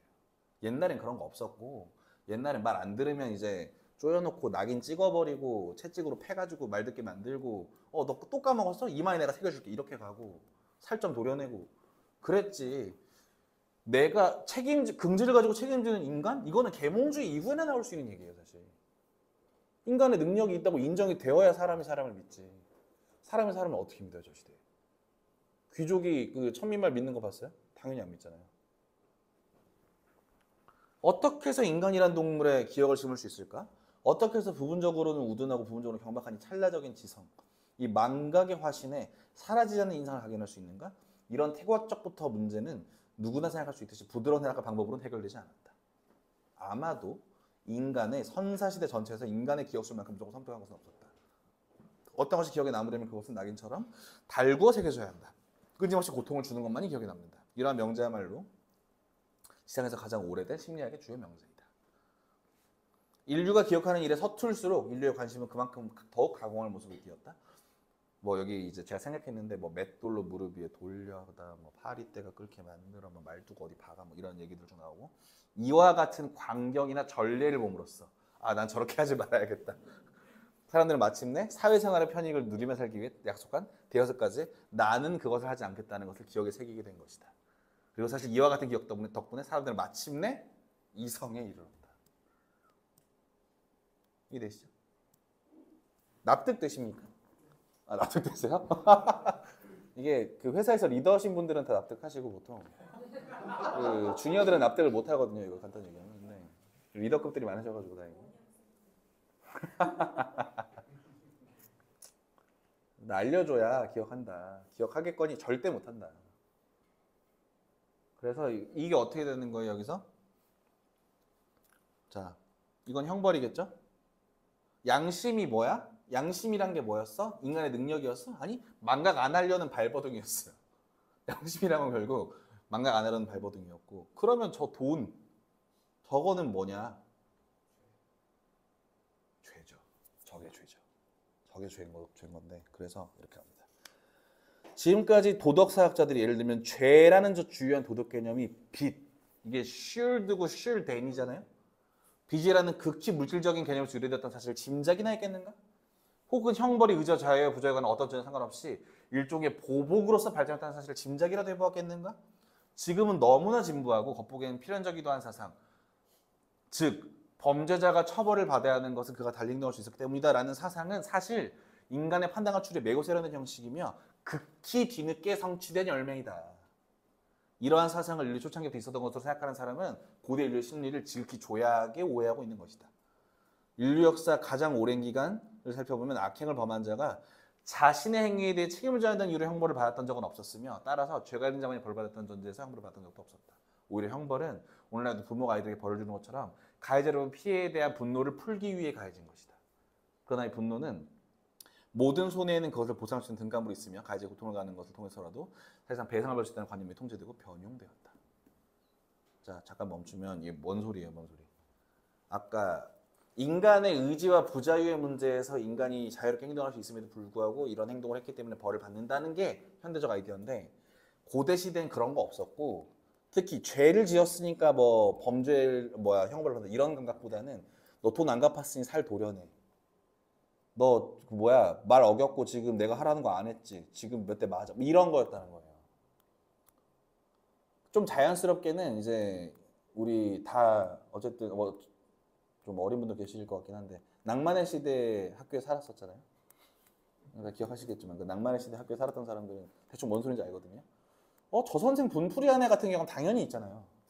너무 당연히 있고 표정이 갑자기 어두워지시는데 마대자루로. 그러니까 낭만의 시대 이전에 더 낭만의 시대가 있었다는 얘기인 거고, 보면은 저 돈이 죄였다는 거. 저 돈이 죄였다는 거고, 지금 돈이 죄라고 해서 머뭇거리실 수 있는데 저 죄의 자리에 돈 말고 다른 게 이제 들어갈 거예요. 돈 말고 다른 게 막 들어가요 이제부터. 근데 일단 그 다른 게 들어가기 전에 일단 이거부터. 예를 들어서 화장실 청소를 안 했다고 엎드려 뻗쳐를 4시간 시키면 그건 미친 거잖아요. 예를 들어 숙제 까먹었다고 못 걸어 나갈 정도로 때리면 그건 약간 좀 이상하잖아요. 그러니까 제 얘기는 뭐냐면은 여기 봐봐요. 모든 손해에는 그것을 보상할 수 있는 등가물이 있으며 가해자의 고통을 가하는 걸 통해 사실상 배상할 수 있는 관념이 통제도 변했다. 이 말은 이 마지막 문장이 중요한데 이 말은 뭔 얘기냐면은 계산이 가능하다는 얘기거든요. 그러니까 얼만큼의 손해를 어떻게 형벌하겠다가 계산된다는 얘기예요. 무슨 말씀인지 아시겠죠? 그러니까 이걸 이제 니체는 가격 사정이라고 하는데 어떤 행위에 대해서 얼만큼의 배상을 받아낸다는 그런 가격 사정이 이루어졌다는 거거든요. 그래서 더 보면은 자, 태고적부터 뿌리 깊은 아마 이젠 더 이상 뿌리볼 수 없는 관념, 손해와 고통은 등가라는 관념은 채권자와 채무자 사이의 계약 관계에서 힘을 얻었다. 바로 이 계약 관계에서는 약속하는 자에게 기억을 씹는 것이 문제가 된다. 바로 이런 계약 관계야말로 사람들로 하여금 내역하고 잔인하며 고통스러운 걸 발명해내게 하는 것이라고 추측할 수 있다. 채무자는 자신이 빚을 갚을 것이라는 약속을 채권자에게 믿게 하기 위해서, 그리고 양심에 새기기 위해서 그가 빚을 갚지 못할 경우에 채권자에게 자신이 소유하고 있는 다른 것, 그가 권한한 어떤 것, 예를 들면 자신의 신체, 아내, 자유, 생명을 저당 잡힐 것을 계약하는 것이다. 그래서 채권자는 채무자의 신체에 모든 종류의 모욕과 고문을 가할 수 있었다. 예를 들면 빚의 액수에 상당한 정도의 살을 채무자의 신체에 도려낼 수 있었고 일찍이 도처에서 일어난 것처럼 사지 하나나 시작 각본에 대한 정밀한 돈으로 끔찍할 정도로 자세한 가격 사정이 합법적으로 행해졌다. 갚지 못한 빚에 대한 등가의 형벌은 손해에 대해서 적극적인 보상을 받는 대신에 채권자에게는 배상이나 보상으로 일종의 쾌감을 맛보는 것이 허용되는 방식으로 주어졌다. 이러한 쾌감은 채권자의 사회적 지위가 낮고 천할수록 더욱더 높이 평가되고 이게 덜 나이 없이 맛있는 한 조각의 음식으로 그러니까 어떤 음식이야? 더 높은 지위를 맛보는 것으로 여겨졌다. 채무자에게 벌을 가함으로써 채권은 일종의 지배권에 참여하게 되는 것이다. 잠깐 멈추면 일단 여기 가격 사정부터 생각해 보면 우리 이거 예시 너무 잘 알아요. 함무라비 법전.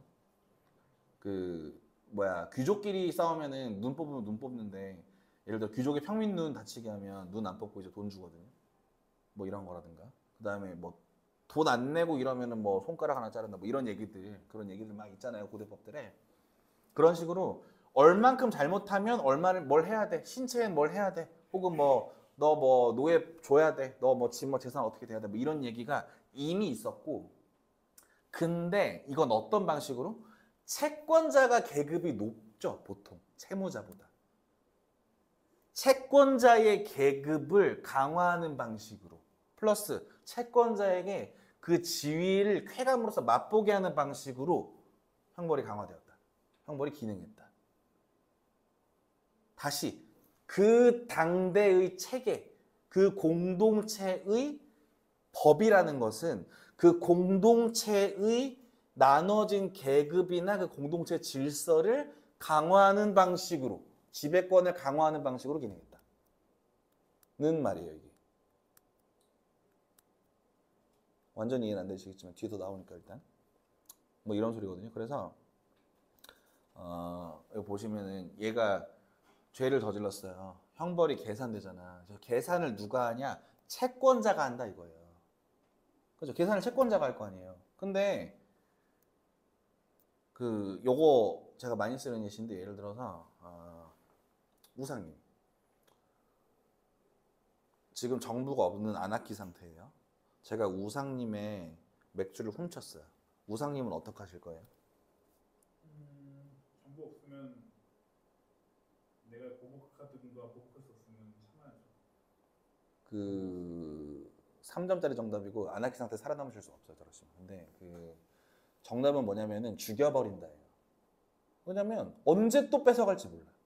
내가 저 사람을 믿을 길이 없어요. 그래서 공정하게 나 맥주 하나 또 뺏어올 게 아니라 맥주 5,000원에서 5,000원만 줘. 이게 안 돼요. 너무 당연히 안 되잖아요. 죽여버린다예요. 답은. 근데 예를 들어 반대 입장에서 채권자가 채무자를 막 죽여. 뭐 이런 형태가 계속 반복되면 공동체가 유지가 되겠어요?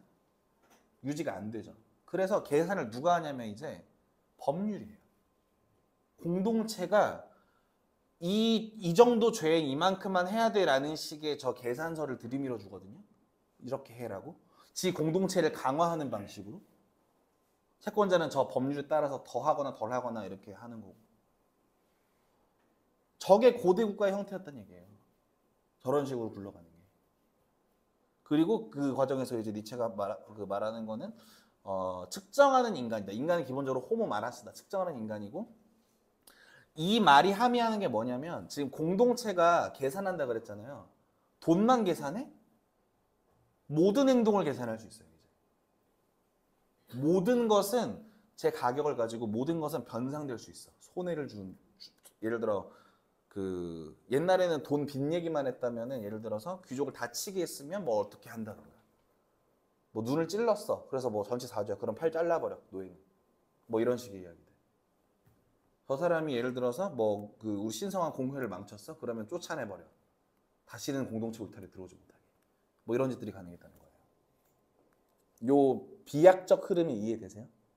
뭔 소리인지? 다시 정리하면 자 원래 뭐였다고? 채권자가 계산했다. 더 돌아가면 인간에게 형벌이란 어쨌든 기억을 하게끔 하기 위한 장치였고 1번 그럼 기억을 하게끔 저 당하는 사람한테 기억을 하게끔 하는 사람이 있을 거 아니에요. 그 사람이 채권자겠죠. 그죠? 저 채권자가 근데 저 가격을 정할 때 지멋대로 정하면 공동체가 성립할 수 있어요? 성립할 수 없죠. 그러니까 공동체가 저 계산법을 정해요. 그래서 저 계산법이 형성되고 이게 공동체의 법이 되는 순간 단순히 저 돈에 대한 이야기가 아니라 모든 게 가격을 가져요. 모든 게 형벌적인 가격을 가져요. 이게 법이고 이게 형벌인 거예요. 니체 주장은. 여기까지 이해되세요?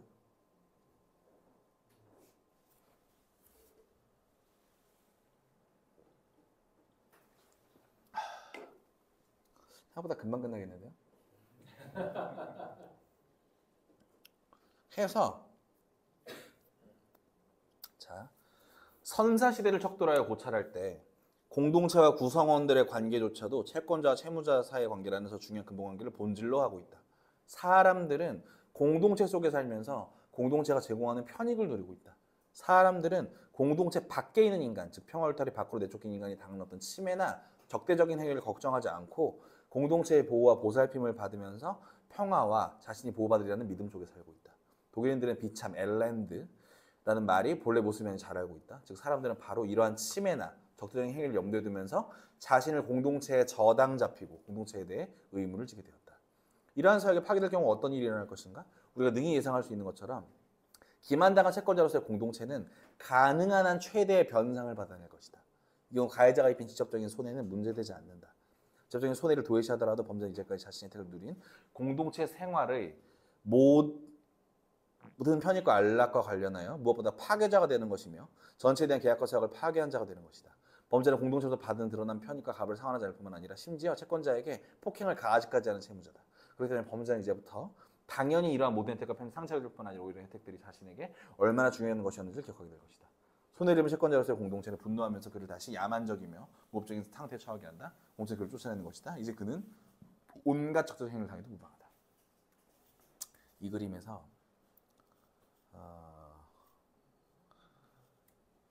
이제 원래 그림이 저 돈이랑 방망이 망치가 있었잖아요. 이 그림에서 이제 이렇게 돼요. 저게 안락함이거든요. 공동체의 편익 같은 거. 공동체의 편익을 어긴 자는 저 이제 망치가 이제 법처럼 보이시죠? 방망이만 치워도 이제 물리적인 망치가 법처럼 보이시죠? 법을 어긴 자가 되는 거고 그래서 어떻게 되냐면 양심 없는 놈, 너 편익도 없어, 나가, 혹은 벌받아 이렇게 되는 거예요. 이렇게 되고 이 사람은 범죄자가 되는 거고 이 편익들로부터 우리 공동체에 있을 수 없겠는데 하고 쫓겨나는 거죠. 이 구도 이해되시죠? 요즘도 많잖아요, 우리. 예를 들어서 요 아이디어가 지금 딱딱한 법처럼 보일 땐 그런데 우리 정신 속에도 있거든요. 예를 들어 이제 인터넷 신나게 달구는 어떤 이야기를 하나 보고 나서 그럴만 했네 이러면 이제 온갖 욕들이 쏟아지잖아요. 이 사람을 보호해주는 장치가 없어진 거죠. 그 순간에. 이 사람은 어떤 수모나 멸시를 당해도 싼 거니까. 뭐 이런 식의 작동인 거죠. 이건. 역도 성립하는 역. 어떤 역? 공동체에 포함됨으로써 네. 형벌을 받음으로써 죄를 면제받을 수 있는 상황입니다. 역이 그렇게 성립하지는 않는 것 같은데. 그러니까 제가 도시를 그렇게 그리면 헷갈리겠지만 그냥 뭔 얘기냐면은 저걸 안락함을 가지고 이 사람은 저 공동체의 의무를 지고 저 법을 지킬 거를 저당 잡힌 상태인 거예요. 근데 내가 내어준 이 안락함이 내가 저 의무를 안 지킴으로써 뺏기는 거예요.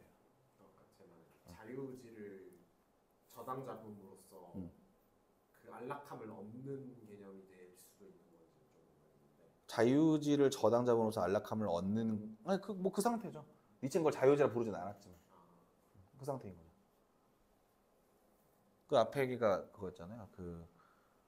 여기 사람들은 이런 침해나 주된 행위를 염두에 두면서 자신의 공동체에서 공동체의 의무를 지게 되었다. 이게 그런 소리죠. 이런 서약이 파괴될 경우 이제 온갖 수모를 당하고 쫓겨날 것이다. 이런 소리잖아요. 이 페이지에서 이체가 하려는 얘기는 원래는 개인적인 채권과 채무의 관계였던 법과 죄의 관계가 어떻게 공동체가 범죄자를 처벌할 수 있는 논리로 변형되었는가에 대한 얘기거든요. 사실 우리가 가지고 있는 철석같이 믿고 있는 법의 권위, 우리가 지켜야 하는 규칙들의 기원 이런 것들이 사실 이런 것에 불과했다. 그러니까 여기서 이제 뉘앙스를 다시 보면은 지금 아까 말씀드렸다시피 이도식에서 그 다시 갈게요. 사람이 뭘 까먹고 돈 빌린 것도 까먹으니까 때렸어. 때린 거를 이제 머릿속에 뒀어. 이제 그러면은 이 사람은 돈을 빌리고 안 갚으면 얻어맞을 걸 알고 있어요. 근데 얼만큼 얻어맞을 거야를 처음엔 채권자가 했다가 사회가 조금씩 커지면서 공동체가 그 기능을 대신해요. 죽으면 안 되잖아요. 어쨌든 얘는 공동체 들어있어야 되잖아. 혹은 뭔가 그 규칙이랄 게 있어야 되잖아요. 그 상태에서 저 문장이 모든 것은 제 가격을 갖는다. 저 문장이 역전되는 건데 예를 들어 이만큼 돈을 빌렸으면 이렇게 때려도 돼에서 이만큼 잘못했으면 이렇게 때려도 돼가 되는 거예요. 그러니까 여기서 이만큼 잘못은 돈이 아니더라도 모든 행위에 대해서가 되는 거예요. 이제부터. 이해되시죠? 그래서 지금 공동체 입장에서 가장 관심이 있는 게 뭐예요? 공동체의 안. 그렇죠. 돈이 아니에요. 돈은 이제 그 앞단의 이야기인 거고 공동체의 안위인데 저 안위를 해치는 놈은 양심 없는 범죄자라고요. 그래서 공동체가 이걸 쫓아낼 수밖에 없다고요. 왜? 공동체가 파괴되니까. 해결할 길이 없으니까. 이해되시죠? 근데 놀랍게도 공동체가 힘이 세지면 형벌이 더 강해질까요? 반대로 갑니다. 공동체가 힘이 세지면 형벌이 안 세져요. 약해져요. 공동체는 힘이 강해짐에 따라 개인의 위법행위를 그다지 심각하게 여기지 않게 된다. 왜냐하면 그런 위법행위가 더 이상 이전만큼 전체 존립을 위험하고 파괴적으로 간주되지 않기 때문이다. 범죄자는 더 이상 평화 울타리 밖으로 내쫓고 추방당하지 않게 된다. 일반의 분노 더 이상 이전처럼 제멋대로 개인에게 퍼부어줄 수 없다. 사적 제재 안 되죠 지금? 채권자가 돈 안 빌렸다고 목에 칼집 놓으면 안 되는 시대죠 지금? 너무 당연히. 오히려 이제는 공동체가 이러한 분노, 특히 직접적으로 피해 입은 자의 분노로부터 범죄를 용의주도하게 방어하고 보호한다. 범죄로 인해 직접적으로 피해 입은 자들의 분노를 일으키는 타협, 사건의 범위를 국한시켜 더 이상 동요나 관여를 예방하는 노력, 등가물을 발견하여 사건을 해결하는 조정 작업, 무엇보다도 범죄를 어떤 식으로든 변성할 수 있는 것으로 간주하고 이미 역전됐죠. 돈에서 범죄로 갔는데 지금 공동체가 커지면 범죄를 어떻게 배상해가 돼요. 너 이거 이런 일 저질렀으니까 3천만 원 배상해. 너 이거 저질렀으니까 그 벌금 얼마 내. 이렇게 되잖아요. 역전되죠 여기서. 최소한 어느 정도까지 범죄와 그의 행위를 따로따로 생각하려는 의지가 좀 명확하게 나타나는 거. 이러한 것들이 형법이 발달할수록 현저해진다. 정의는 모든 것은 변상될 수 있고 변상되어야만 한다는 명제로 시작했지만 이제는 빚이 변상할 능력은 없는 자들 관대하게 보호하는 것과 함께 끝이 난다. 그것은 자비라고 불리는데 진짜 자비예요 이게? 강한 자의 특권이다. 법을 넘어서 존재하는 방식이다. 뭐 이런 얘기를 하는 건데 이 얘기는 별로 안 중요하고 이게 헷갈릴 수 있으니까 일단 넘어가고 어쨌든 지금 이 흐름이 보이시죠? 이 흐름을 아까 제가 그렸던 거랑 같이 갈 수 있어요. 미친 사람들 공동체가 감당이 안 되니까 쫓아내는 거예요. 감당이 되면 이걸 왜 쫓아내? 어쨌든 자원인데. 근데 요 구빈원까지만 가도 이 공동체가 감당이 되긴 하는데 그래도 정상적으로 감당이 돼야 되니까 때려서 정상으로 만들려고 막 급하게 그랬단 말이에요. 근데 요즘은 얘네 없어도 굴러가잖아요. 그러니까 치료해줄게 이렇게 간다고요. 자비로워진다고요. 어떤 흐름인지 보이시죠? 그러니까 정도에서 벗어난 자들을 대하는 방식의 시대적 차이인 거예요.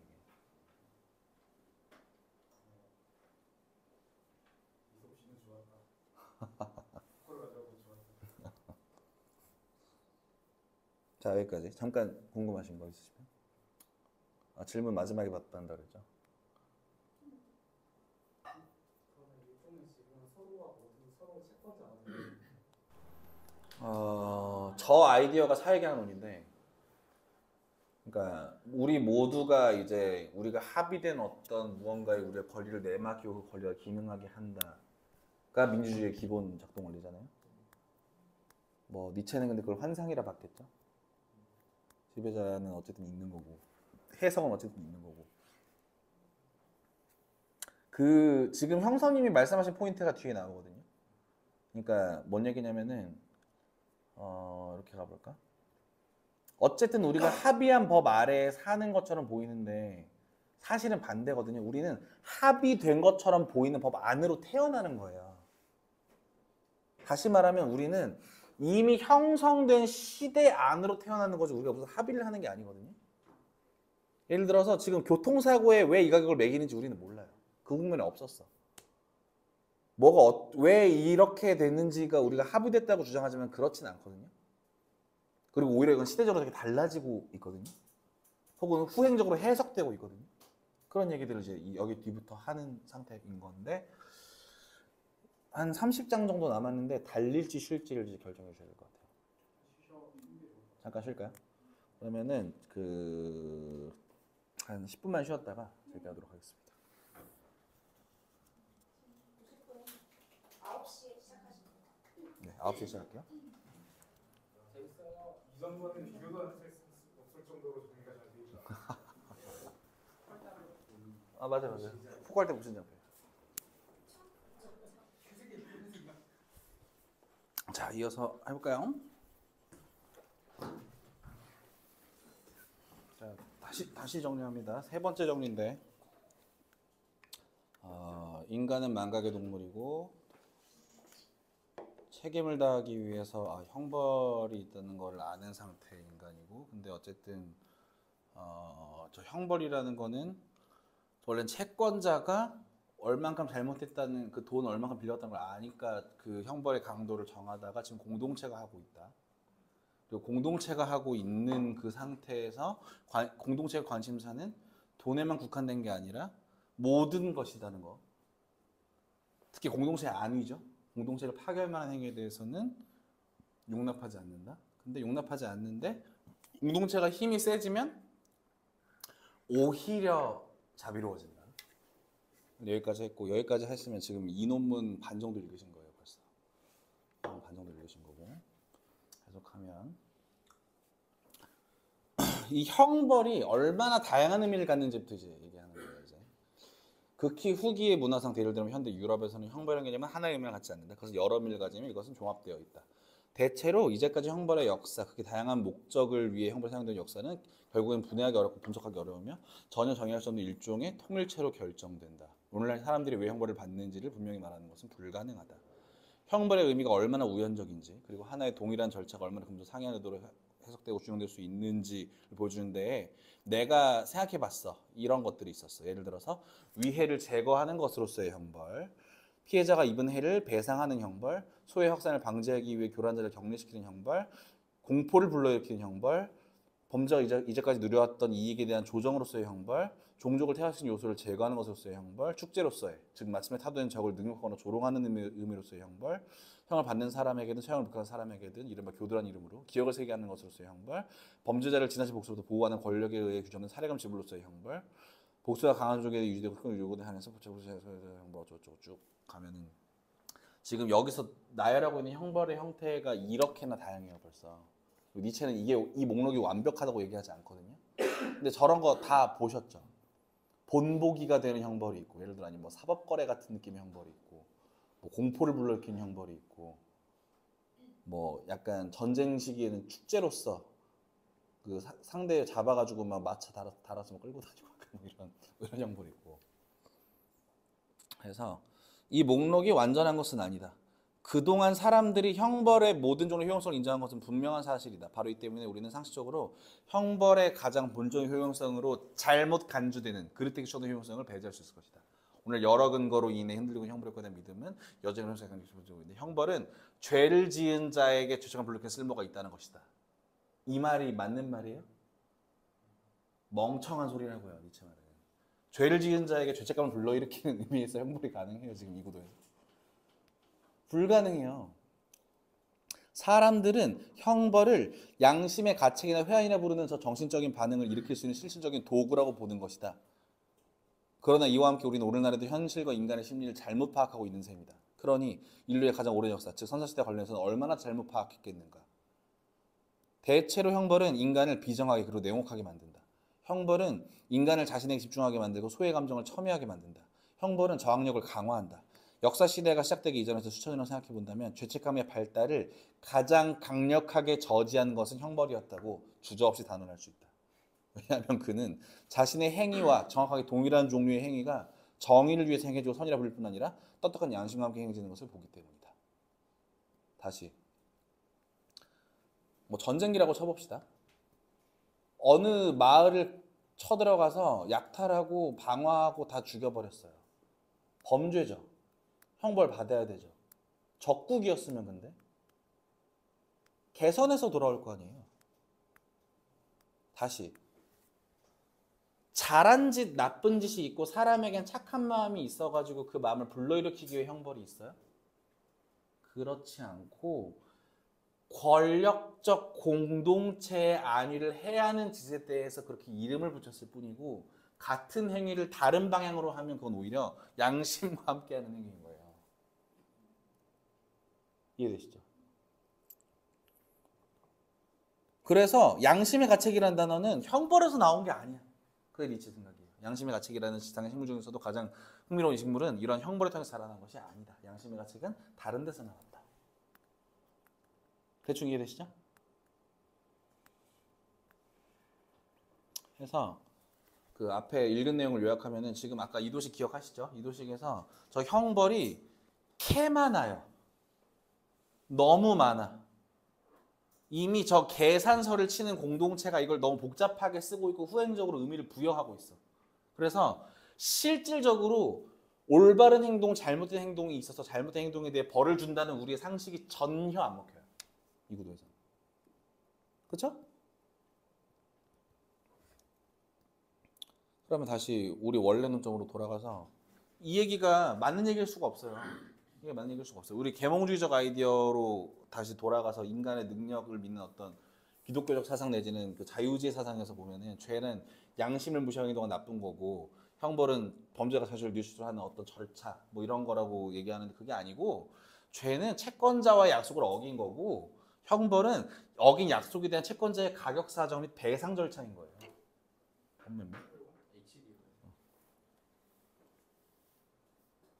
그렇죠? 보이시죠? 그러면 양심의 가책은 뭐예요? 양심의 가책은 여기서 나오는 게 아니고 다른 데서 나오는데 본능이 문명의 억압됨에 따라 발생한 자기 학대라고 해요. 이걸 뒤에 읽을 거예요. 자, 지금부터 양심의 가책 읽는데 읽기 전에 이 구도 이해 다 되시죠? 더 설명 안 드려도 되죠? 걸리시는 거 있으세요? 네. 저희가 양심의 가책을 느끼는 것들이 문명위에서 어떻게 억압되었나를 왜냐하면 가끔 이제 특이하게 양심의 가책을 느끼는 사람들이 있잖아요.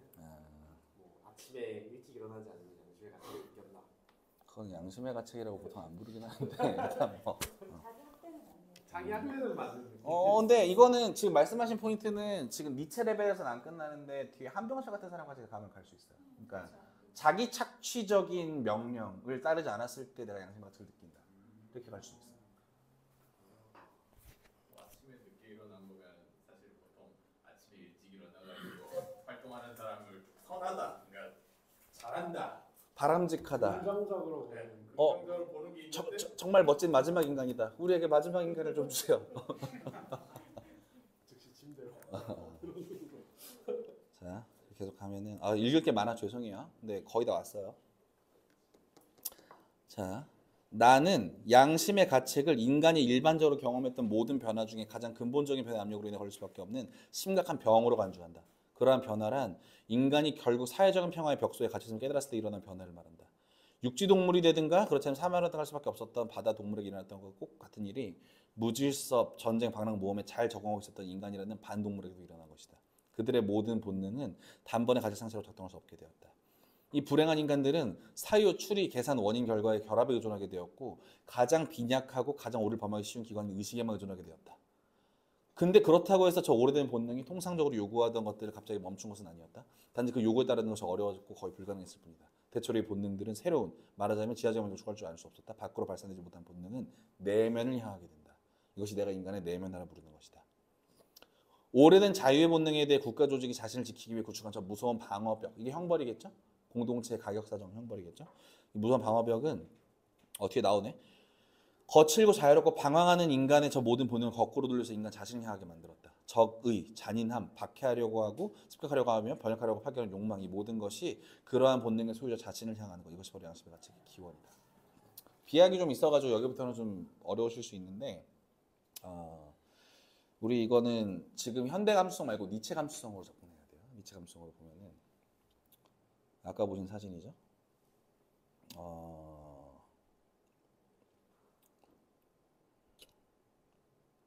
원래 인간에게는 여러 본능들이 있고 그 본능들이 충족되는 형식으로 기능을 하는데 지금 제가 이 장표에서 표시하지 않은 내용이 있어요. 형벌의 축제성이거든요. 예를 들어서 그 죄를 지은 적의 포로를 콜로세움에 때려 넣은 다음에 호랑이랑 싸우게 만들어요. 뭐 사자겠지만 어쨌든 이런 것도 일종의 형벌이지만 이건 축제적인 형벌이거든요. 인간의 어떤 잔인한 본능을 채우는 방식의 어떤 형벌이에요. 근데 요즘 사고 방식으로 그런 짓이 가능합니까? 이 동물적인 인간의 본능을 채운다는 게 가능하긴 합니까? 그런 일은 불가능하죠. 그래서 발산되지 못한 욕망이 나한테로 되돌아오는 거다라고 지금 니체는 주장을 하고 있는 거예요. 그 양심의 가치의 기원이다라고 주장을 하고 있는 거고, 당연히 지금 얘기하는 이 방어벽에 따라 이 본능이 억압되는 이 모든 작용의 근본 원인은 기독교랑 계몽주의예요. 니체가 볼 때는 최소한 제가 볼 때는. 그래서 계속 가면 뭔 얘기를 하는 거냐면 원래 이 도식이었잖아요. 이 도식에서 제가 이 도식을 약간 바꿔볼게요. 이렇게 바꿔볼게요. 포갑적인 지배자가 나타났다. 우리는 지배당하는 민족이 돼요. 그죠? 포갑적인 지배자가 지배당하는 민족이 돼요. 뭐 우리는 사실 그 긴 역사 동안 뭐 인종이 섞이고 이런 일이 거의 없었지만 저 때 뭐 로마나 뭐 약간 그 독일 언저리 뭐 18세기 독일 17세기 막 10세기에 뭐 프랑스 뭐 튜턴족 어쩌고 막 프랑크족 어쩌고 막 섞여버린단 말이에요. 사람들이 인종이 섞이고 막 그 지배당하고 새로운 체계가 생기고 그때 저 지배자들이 저 피지배 민족을 지배한 다음에도 공동체라는 게 생기죠. 사실은 그죠? 그 지배자들이 법률을 제정하고 체계를 만들어서 이 사람들을 지배하기 시작하고 이들끼리는 섞이기 시작하죠. 이제 이해되세요? 무슨 말인지 이해되세요? 이거를 그 니체는 어떻게 얘기하냐면은 곤죽이 된다 그래요. 곤죽이 돼서 하나가 된다 그러거든요. 이거 곤죽이 된다고 표현하는데 어쨌든 이 구도에서 저 기사들, 저 포갑적인 지배자한테만 본능이 있어? 얘한테도 본능이 있을 거 아니에요. 어쨌든 싸우고 싶을 거 아니에요. 그러면 이제 싸워. 들고 일어나. 그럼 어떻게 돼요? 이렇게 돼요. 이렇게 되죠. 그러면 이 본능의 방향이 어떻게 가요? 이렇게 가요. 나한테 돌아가. 내가 저들의 눈에, 저 체계에 거슬리지 않게 잘 숨죽이고 있어야 돼. 내가 알아서 나를 제어해야 살아남을 수 있어요. 이게 양심의 가책의 기원이었다고 얘기하는 거예요. 지금. 이해되시죠? 뭐 그렇게 어려운 얘기는 아니에요. 어쨌든 우리는 저 포갑적인 지배자에 의해 뭐 공동체까지 된 적은 거의 없으니까. 근데 뭐 굳이 우리나라 역사에서 예를 따져보자면은 원나라 점령기에 뭐 자연스럽게 귀족들이 다 변발을 했다든가 뭐 이런 얘기들도 있을 수 있겠고 뭐 여러 가지가 있을 수 있겠는데 어쨌든 이런 식으로 억압이 된다는 거. 그래서 계속 읽으면 양심의 가책은 하나의 병이다. 여기 잠깐만. 이거 조금 어려운데 잠깐만요. 그럼 이 얘기 끊고 이 다음 얘기부터 또 다른 얘기라서 그런데 이 얘기에서 다 이해되시죠? 더 설명드릴 거 없죠? 그 다음에 지금 니체가 이 양심의 가책의 기원에서 그 다음 설명하는 게 뭐냐면 양심의 가책이 왜 신성화되는지를 얘기하거든요. 이 나를 억압하는 이 기제가 어떻게 신성화되느냐, 어떻게 숭상되느냐 이걸 얘기하는데 그 얘기할 때 조상 얘기가 나와요. 양심의 가책은 하나의 병이다. 이 병이 가장 무섭고 가장 숭고한 정점에 도달하게 된 조건을 살펴본다면 우리는 이 병과 함께 도대체 무엇이 처음으로 세계에 나타나게 되는지 알게 될 것이다. 앞에서 이미 길게 얘기했지만 채무자와 채권자 사이의 합법적 관계는 그리고 다시 한번 그리고 역사적으로 극히 주목할 만하고 예사롭지 않은 방식으로 우리 현대인들에게는 아마도 가장 이해할 수 없는 관계, 즉 현재 세대와 조상 사이의 관계를 해석하는 데 동원되었다. 원래 종족 공동체에서 현재 세대는 이전 세대, 특히 종족의 기초를 놓은 최초의 세대 일종의 범죄를 지고 있음을 항상 인정한다. 이 문단에서 멈추면 무슨 소리예요, 이게? 원죄까지 가기 전 단계인데 제가 아까 말씀드렸죠. 인간이 합의해서 법률이 생긴 게 아니고 사실 인간은 법률 안으로 태어난다고. 이 말은 뭐야? 법률이 형성된 시점이 있었어요. 더해서 민족적 동질성이 강하고 그 민족 국가의 역량이 뛰어난 국가일수록 그 조상이나 민족에 대한 숭상이 당연히 있었겠죠. 거기에 당연히 채무의식이 있지 않았겠어요? 아, 조상님들이 바이킹 같은 거 생각해보세요. 바랄라로 가는 그 전쟁 같은 거. 그 조상들이 위대한 전쟁을 치렀기 때문에 우리가 지금 이렇게 떵떵거리며 산다라든가. 건국신화 같은 것도 똑같이. 그죠? 여기에서 종족은 오로지 조상의 희생과 업적의 덕택으로 존속한다는 확신이, 그리고 희생과 업적에 의해서 조상에게 되갚아야 한다는 확신이 지배한다. 그러면 조상에게서 뭘 내려줄 수 있는가? 보통 제물, 축제, 예배당, 의례, 특히 복종이었다. 왜냐하면 모든 관습은 조상이 만든 작품으로서 또한 그들의 법령이자 명령이기 때문이다. 조상의 은덕을 충분히 갖고 있는가? 이런 의혹은 계속해서 남아있고 자꾸만 자라난다. 때때로 이런 의혹은 채권자에게 한꺼번에 엄청난 상환을, 즉 무서운 보상을 강요한다. 예를 들면 처다의 희생과 같은 거, 피, 재물, 조상과 그의 힘에 대해 느끼는 공포, 조상의 빚을 지고 있다는 의식은 이러한 종류의 논리에 따라 종족 자체의 힘이 증대되는 것에 정확히 비례해서 커진다. 선조는 결국에는 필연적으로 하나의 신으로 변형된다. 아마도 여기에 신들의 기원 자체가, 즉 공포로부터의 기원이 존재한다. 이도식을 우리 이도식에 넣어봅시다. 자, 공동체는 안락을 주는 무언가기도 하지만 조상님이 만들어준 무언가기도 하는 거죠. 이렇게 되면. 그죠? 자, 제가 다시 말씀드릴게요. 제가 지금 공동체라 썼고 저거 채권자라 불렸죠. 저게 문명이에요. 저게 우리가 당한이라고 해볼까? 태어남 당한 문명 전체고 우리는 그 문명 전체에 대한 채권의식을 무의식에 내재하고 있어요. 이해되세요? 뭔 소리인지? 그래서 원래 이 구도에서 저 공동체 안위를 위대한 조상을 그 위대한 조상으로 바꾸면 명제가 갚아야 한다요. 갚아야 한다. 그리고 계산하던 저 공동체 있죠. 저거는 종족 공동체, 민족 사회 뭐 이런 게 돼요. 저기서 신이 기원했겠죠. 너무 당연히. 신이 우리를 창조했다는 아이디어도 사실 저런 데 출발한 거죠. 매우 비근하게는 이제 우리도 이제 제사도 지내고 이거는 그냥 괜히 한번 갖고 와봤어요. 우리 못 살던 시절에 독일에 광부 간호사 보내가지고 이만큼이나 읽었는데 우리도 열심히 산업 여건이 돼야지 않겠어요? 뭐 이런 얘기들. 뭐 그런 얘기들.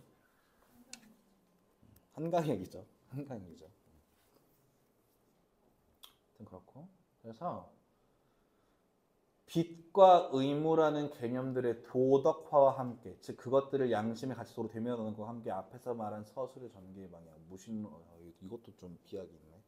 제가 죄송해요. 자꾸 비약을 하는데 이거 읽고 설명하는 식으로 하려다 보니까 지금 약간 비약이 생겼는데 잠깐 멈추면 어쨌든 여기서 이야기 마무리 짓고 가면은 우리가 지금 가격사정, 공동체 안위 뭐 이런 얘기 쭉 하다가 여기에는 조상도 있었다. 이 얘기 하나 들어가고 이미 약간 신성화 됐는데 여기서 결정적으로 신성화되게끔 한 존재가 있어요. 그게 누구예요? 니체가 제일 싫어하는 거? 기독교입니다. 기독교예요. 그래서 빚과 의무라는 개념들이 도덕화됐고 갚아야 되잖아요. 조상께 이거 갚아야 되잖아요. 이게 그 공동체 규율이 돼버리잖아요. 그것들을 양심의 가치로 대면하는 것과 함께 앞에서 서술 전개의 방향, 무신론을 통해서 무고해성을 회복하는 방향을 역사적으로 진행해줬다. 그래야 이제 비관적인 일이지만 빚을 완전히 변제할 가능성은 영원히 사라져버리고 빚의 완전한 변제를 향했던 시선은 강철 같은 불란스의 불이 절반도 뒤로 향할 수밖에 없게 된다. 이제서 빚과 의무 같은 경우는 뒤로 향할 수밖에 된다. 도대체 누가 향하는 것일까? 그것이 먼저 침묵을 향한다는 사실 의심할 여지가 없다. 잠깐 멈추면 지금 이게 뭔 얘기냐면은 앞에 제가 생략한 거 간단히 설명드릴게요. 조상님의 공덕을 우리가 모두 갚을 수 있어요? 갚을 수 없죠. 그런 어떤 무의식적 양심의 가책이 있지만 우리는 어쨌든 그걸 어떻게 갚아요? 조상님이 만들어준 이 시스템에 잘 복종해야겠다. 이걸 도덕으로 만들어야겠다. 이렇게 가죠. 이걸 제일 잘한 게 이거를 전 세계적으로 제일 잘한 게 뭐예요? 기독교예요. 왜? 빚을 상환할 수 없어. 왜? 신 스스로가 인간의 죄 때문에 자기를 희생해버려요. 신 스스로가 아예 상환조차 못하게 모든 죄를 사해버렸어. 그 압도감을 얘기하고 있는 건데 계속 읽을게요. 자, 이제 양심의 가책은 그런 식으로 채무자의 기핏불을 내리고 잠시간 퍼져나가고 우정을 역적이 잘한다. 결과 마침내는 빚을 상환할 수 없다는 것과 함께 죄도 본성도 생각, 즉 속죄가 불가능한 영원한 벌에서 해상되게 된다. 그리하여 우리는 고통받는 인간에게 일시적 위안을 주는 이게 기독교죠. 즉 역설적이고 무서운 방책 앞에, 즉 그리스도교라는 천적 수완 앞에 갑자기 맞닥뜨리게 된다. 신 스스로가 인간의 죄 때문에 자기 자신을 희생한다. 신 스스로가 자신을 자기 자신에게 대가로 지불한다. 신이란 인간이 상환할 수 없게 된 것을 인간을 대신해 상환할 수 있는 유일한 존재이다. 채권자가 자신의 채무자를 위해 자신을 희생한다는 것이다. 그것도 사랑해서. 자신의 채무자에 대한 사랑해서. 그 이야기가 한 번도 아예 전도돼 버리죠. 완전 압도되는 이야기인 거죠. 이렇게 하면. 해서 어린 양을 사랑하시기 때문에 스스로를 희생하셔가지고 모든 죄를 사하해 주시고 다시 돌아오실 우리 주 예수 그리스도, 그죠?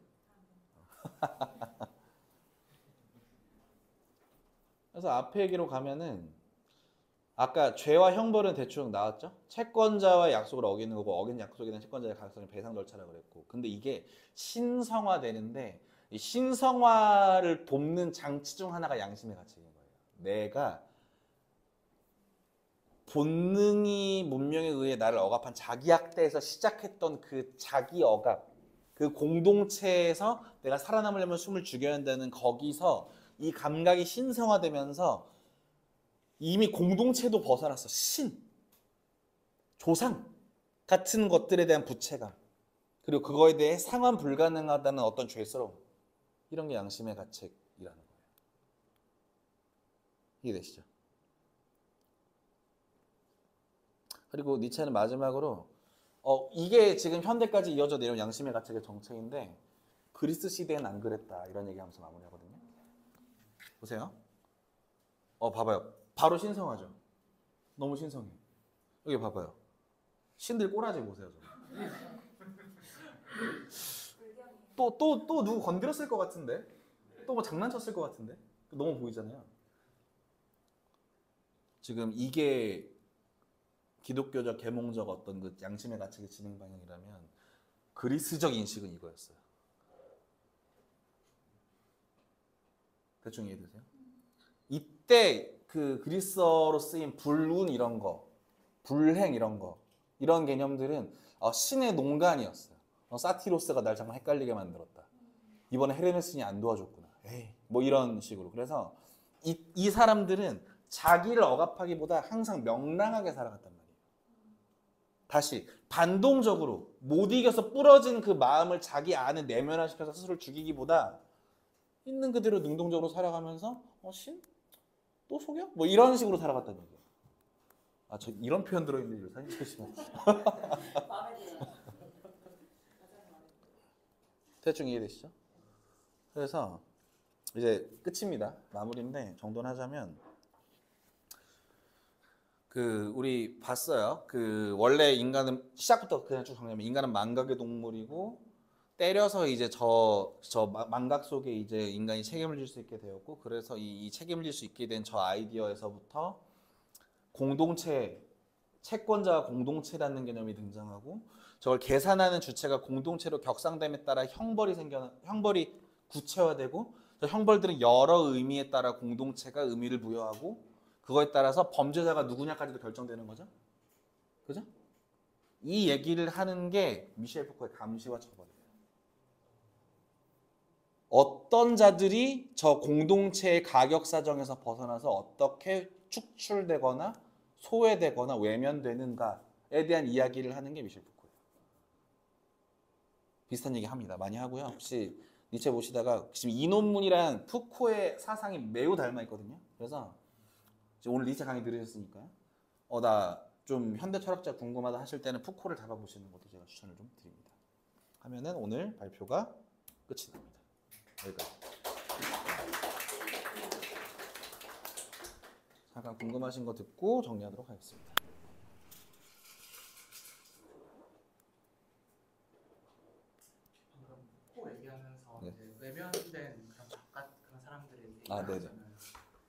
외면인 거는 약간 뭔가 약하고 소외. 네. 소외된 사람들인 것 같은데 네네.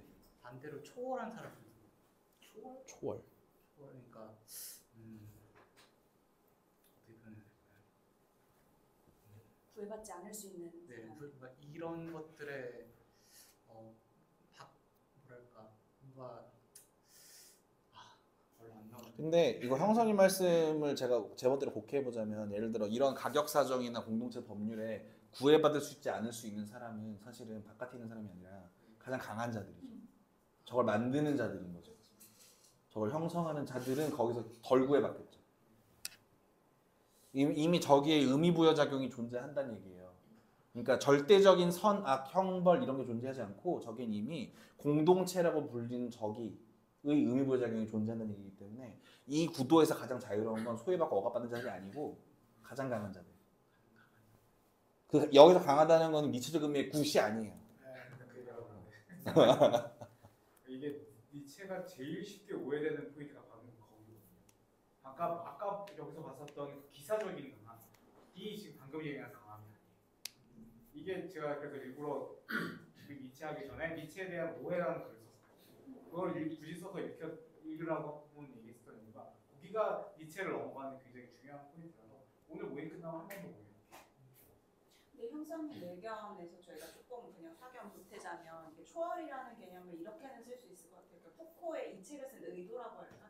내가 이런 것들을 개발적으로 알고 이런 것들이 만들어졌다는 걸 알면 그 다음부터 초월 같은 것들이 가능하지 않겠는가? 뭐 운동을 통해서 저항을 통해서 그런 걸로 나아가는 사람이 있었다면 약간 현성님이랑 비슷한 얘기는 할 수 있죠. 이거는 정말 세님스러운 대답이긴 한데 일단은 제 입장을 말씀드리면은 이 체제에서 완전히 자유로울 수 있는 자는 존재하지 않아요. 제가 방금 설명드린 그 강한 자들도 이 체제가 존재하기 때문에 강한 거예요. 이 체제를 쳐다볼 수는 있어. 거기서부터 새로운 윤리를 찾아볼 수는 있어. 하지만 그 순간 그 체제는 변형되어서 다른 식으로 전개될 거예요.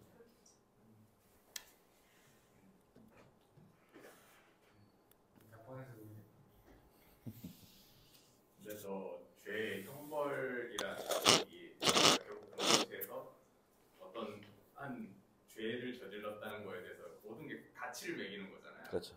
근데 사실 생각해 보면은 권력자들은 저 죄에 대한 가치를 지불할 능력을 그게 돈이건 권력이건 그런 것들을 지불할 수 있는 형태가 되는데 그럼 그 상황에서는 이제 저 도식이 어떻게 작용을 할 수가 있는 건지. 뭐 범죄자가 되시기 전에 저기 들어가 계시고 이제 여기서 이제 뭐 여기 안 들어가 있지만 뭐 사법거래라든가 그러니까 뭐 솜방망이 처벌이라고 우리 많이 얘기하잖아요. 그러니까 예를 들어 정말 누가 봐도 잘못한 자인데 그 형 자체는 너무 말이 안 되게 나왔다던가 아니면 아예 기소가 안 돼 버린다던가 그런 식으로 굴러가죠 한데는.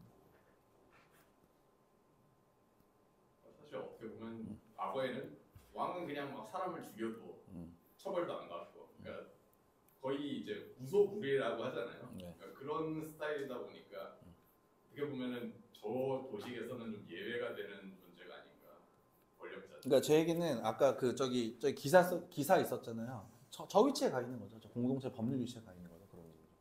그러니까 채권자인 거죠. 저들이야말로 진정한 채권자. 그래서 문명 이꼴 채권자인 거죠. 어떻게 보면. 왕권 신수설이니까. 방법님 질문은 그러니까 왕같이 무소불위의 권력을 가졌던 사람은 저 쳇바퀴를 바깥에 있지 않냐 이런 질문인가요? 네. 그렇다는 것은 그러니까 우리가 그 법률을 만들어서 입헌군주제 이후가 저 공동체가 원래가 되는 시스템이라고 생각하시는 이게 잠깐 저는 여기 약간 다른 게 그 형성님이 아까 초월 얘기랑 비슷한 질문이거든요. 근데 제 얘기는 뭐냐면은 그걸 형성하는 공동체 법률 저 위치에 가 있다고요. 그자들은. 그러니까 그렇죠. 계산하는 사람이라고. 계산돼서 팔이 잘리는 사람이 아니라 계산하는 사람이라고요. 그리고 그자들이 쳇바퀴 아예 바깥에 있냐 그럴 수 없어요. 이자들을 계산하는 이자들 억압해야 왕인 거 아니에요? 이 체계를 이용하고 있어야 왕인 거 아니에요? 이 바깥으로 어떻게 나가요? 죽였어도 명분을 만들잖아요. 내가 잘못한 게 아니라 얘가 잘못해서 죽였어. 이자가 날 모욕해서 내가 뜻한 양심으로 네, 이자를 죽였다 이렇게 가잖아요. 그러니까 내가 채권자가 되는 거 같거든요. 왕들. 그러니까 죄를 지었고 그 형량 계산기가 나 스스로 계산기이기 때문에 나는 너에게 죽음을 선고한다. 삼족을 멸해라. 내 수염을 잡아? 삼족을 멸해. 이런. 하지만 그렇게 계산하는 자하고 명령을 내리는 자 그 자신도 이 시스템이 완전히 붕괴한 상태에서는 왕이 무슨 의미가 있어요? 그렇다면 저놈을 죽여라 그랬는데 참수꾼이 왜요? 이런 식으로 나왔어요. 그리고 이 시스템이 가능하지 않는 경우에는 이 권력을 획득할 수 이 상태를 있을 수 없기 때문에 이 시스템을 이용해야지만 그 권력자도 사실 살아남을 수 있고 초월할 수 없다는 반대로 그 존재 자체가 시스템인 거죠. 이게 막 분리되는 게 아니고 분리되어 있다는 건 아니고. 사이비 종교가 갑자기 대단하게 느껴지기 시작했어요. 갑자기 사이비 종교. 아니 이 구조에서 거기에 덧붙여가지고 구성을 한다는 점에서 약간 좀 신기한 형태로 느껴지는. 이거는 질문은 아니고 약간 뭐야? 좀 네. 이상한 이야기가 정돈이 안 돼서 이 네. 대답하기가. 그러면 그리스 시대에는 양심의 가책이 그때에는 지금과 같지 않았다는 거예요? 아니면은 아예 존재하지 않았다는 이체에서는? 양심의 가책이라고 부를 만 우리가 지금 느끼는 현대적 형식으로 존재하지 않았다고 보는 게 맞는 것 같고 이제 그 나를 억압하기보다 그 불운을 이제 신한테 떠넘길 수 있었다는 얘기거든요. 내 명랑성을 유지하기 위해서. 그러니까 이 자기억압이라는 도식이 어디니? 이게 그 지금 뭐 지배관계 때문에 얘기되는 것처럼 보이지만 요 자기억압 구도 자체가 약간만 다른 이야기를 섞으면 뭐 락강이라든가 그렇게 할 수도 그 있거든요. 얘기를 하려고 그렇게 할 수도 있어요. 네 맞아요. 그리고 비슷하게 가요. 얘가. 맞아요. 근데 저 억압의 속성은 뭐냐면은 내 행동을 제한하고 나를 탓하고 뭐 이런 형태로 간다면 그리스인들이 왜 신을 쓰냐면 나를 안 탓하고 내 명랑성을 유지하기 위해서 뭐가 좀 안 됐네 운이 없었네 이러고 던져버린다는 거예요. 그리고 그 시대에 그 뭐 형벌을 받았고 뭐 목을 잘리고 뭐 이런 것도 운이 없었다 뭐 이렇게 간단 말이에요. 훨씬 더 억압이 덜했겠네. 재수가 없네 뭐 이렇게 간다고요. 얘가. 결과는 똑같겠지만 그러니까 중세 시대 사람들보다는 그리스 시대 사람들이 행복하게 살았을 것이다 이렇게 얘기해요. 뭐 니체적 의미에서 행복하게 살았을 것이다. 결국엔 자기를 보호하기 위한 기제로 신을 활용했다는 거죠. 그렇죠. 그리스 시절 그리스 사람들은 뭐 어떻게 보면은 롤 하다가 저도 쟤 때문에 졌어. 뭐 비슷한 거죠. 비슷한 거죠. 요 그리스 관련된 이야기, 그 운명론에 관련된 얘기는 뭐 나중에 좀 더 할 기회가 있겠지만 약간 요즘 제가 읽고 있는 텍스트 연관상은 좀 뭐랄까 원인 결과적인 문제가 아니라서, 그러니까 재귀적인 문제라서 여기 벌어진 일이 이래서 이렇게 벌받을만 했다 이렇게 안 가고 세상이 날 안 도와주네 뭐 이렇게 간단 말이에요. 그 아이디어 자체가. 그리스인의 명랑성 관련돼서는 비극의 탄생이 되게 자세하게 나와요. 지금 나온 것보다 훨씬 납득하네. 그럼 오늘 나온 도시도 그 이체 낙타 사자예요? 아이의 그거를 볼 수 있나요? 예를 들어 낙타라 하면 자기가 이 구도인지 모르고 그냥 항상 죄책감을 가지는 사람이고, 사자는 이 구도는 봤는데 어쩔 줄 몰라서 분노하는 거고, 아이는 이걸 다 알면도 불구하고 명랑하게 사는, 그렇게 볼 수 있나요? 사실 여기에 그걸 제가 넣어본 적은 없는데 비슷하게 가셔도 될 것 같아요. 일단 저는 제가 여기에 그걸 넣어본 적은 없어요. 그 구도와 이 구도는 좀 다른 것 같아요.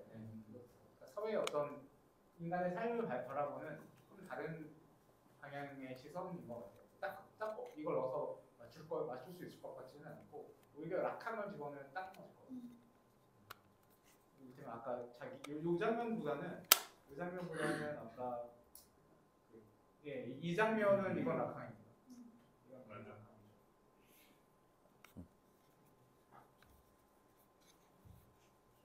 요쯤 할까요? 네, 정리하겠습니다. 고생하셨습니다.